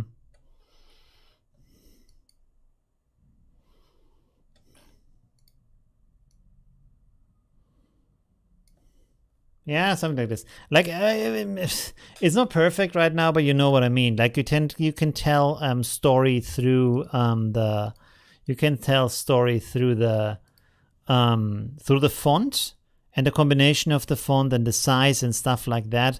It really gives a lot towards the how it feels and how you connect to the text and what the text transfers to you as a like a look, kind of like a first like connection, emotional connection to the story this is telling, if you know what I mean. Stuff like that. It's just like an idea. You need to put a little bit more work into that, but might be cool, right?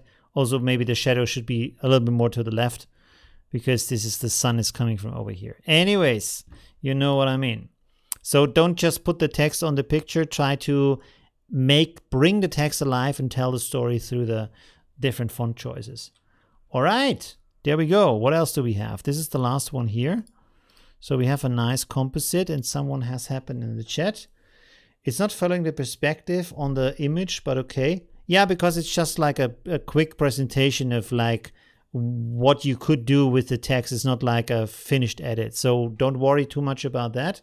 It's just like showing you maybe this could be interesting to do that. All right, anyways. What else? Hi, Damien. How are you doing? Thanks for joining. Hi, everybody. Just came home from the holidays from France. Hi, Jens. Thanks for joining. Awesome. All right. So here we have a picture, a composite of an angel sitting at the beach with some sunset. Where did the sunset go? Is this like more like a color transfer? I guess this is like source pictures, two of mine, Angel and Unsplash. Okay. A place where we like to camp, Point Beach State Park at Lake Michigan, trying to give others my viewpoint, my angel of the morning. Okay, pretty cool. Right. Yeah, very nice edit. It's like you brought everything into a similar color space, and everything made everything this nice violet from the sunlight, from the sunrise, basically. In this case, the angel. I mean, I really like how you colorize the angel. By the way, if you look here, like here, it's just stone, and then you gave it here a skin color and the clothing color and some colors for the wings, nice pink here, and even some color for the how do you call that? In German, it's called the Heiligenschein, the holy shine, basically. I'm not sure how you call that in English, but it looks really cool. Very nice. So the darker part here should, the part where she's sitting should be a little bit darker, because right now she's a little bit hovering because of the brightness that she has and the light is coming from the back.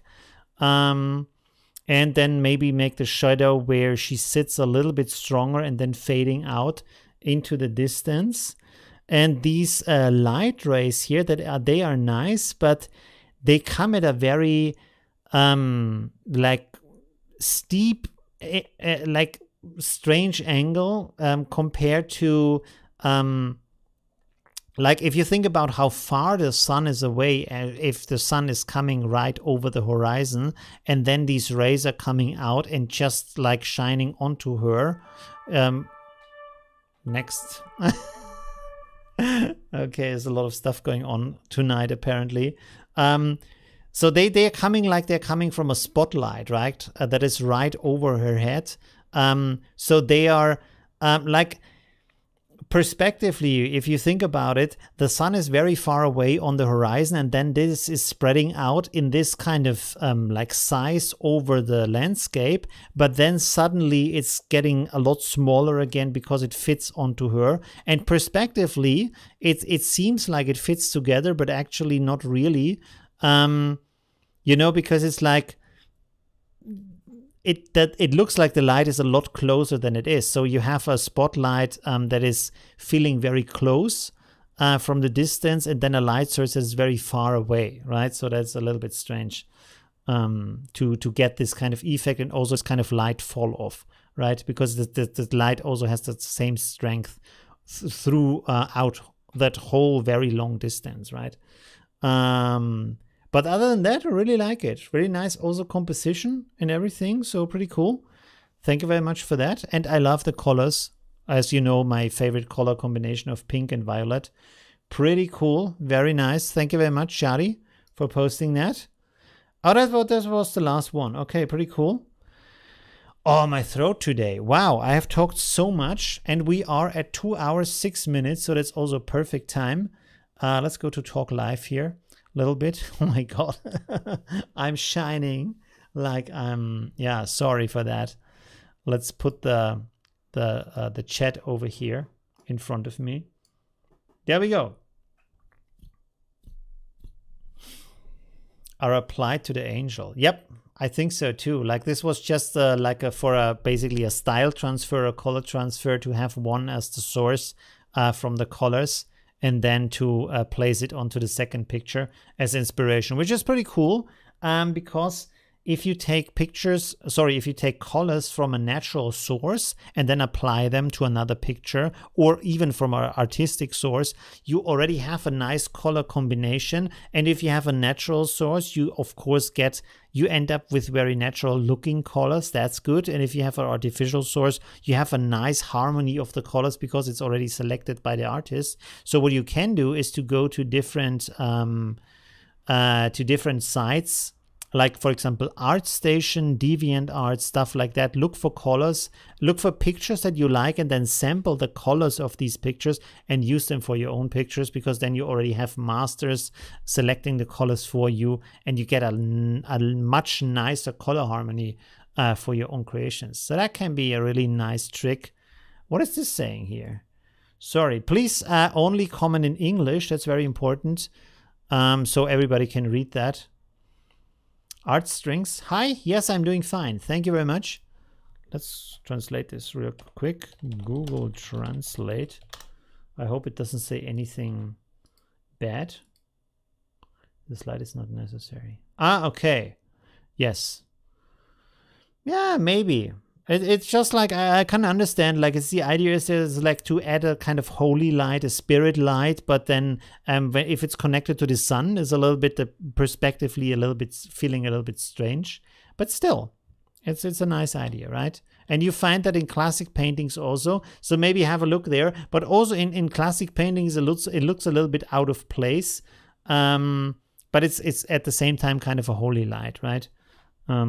And also in these classic paintings, they didn't care too much about the perspective relation between things, because at that time it was more important to have the relation between the meaning of the things, not the perspective of the things. So you can see that, for example, different people in the pictures are perspectively like they are smaller, but not perspectively smaller, but from the stance, from the importance in the picture, or from their social position.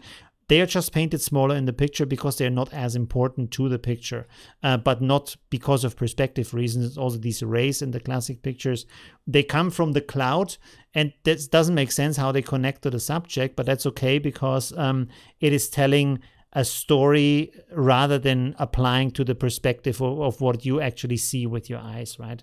So this is a completely different way how classic pictures have been done, classic paintings, right?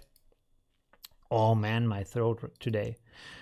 All right, I would say that's it for today. I hope you enjoyed the the live stream. I hope this was interesting for everybody. And yeah,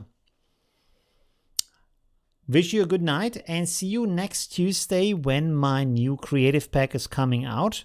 At this time, it's again going to be a LUT pack for city photography this time, right? Cities and parks. All right.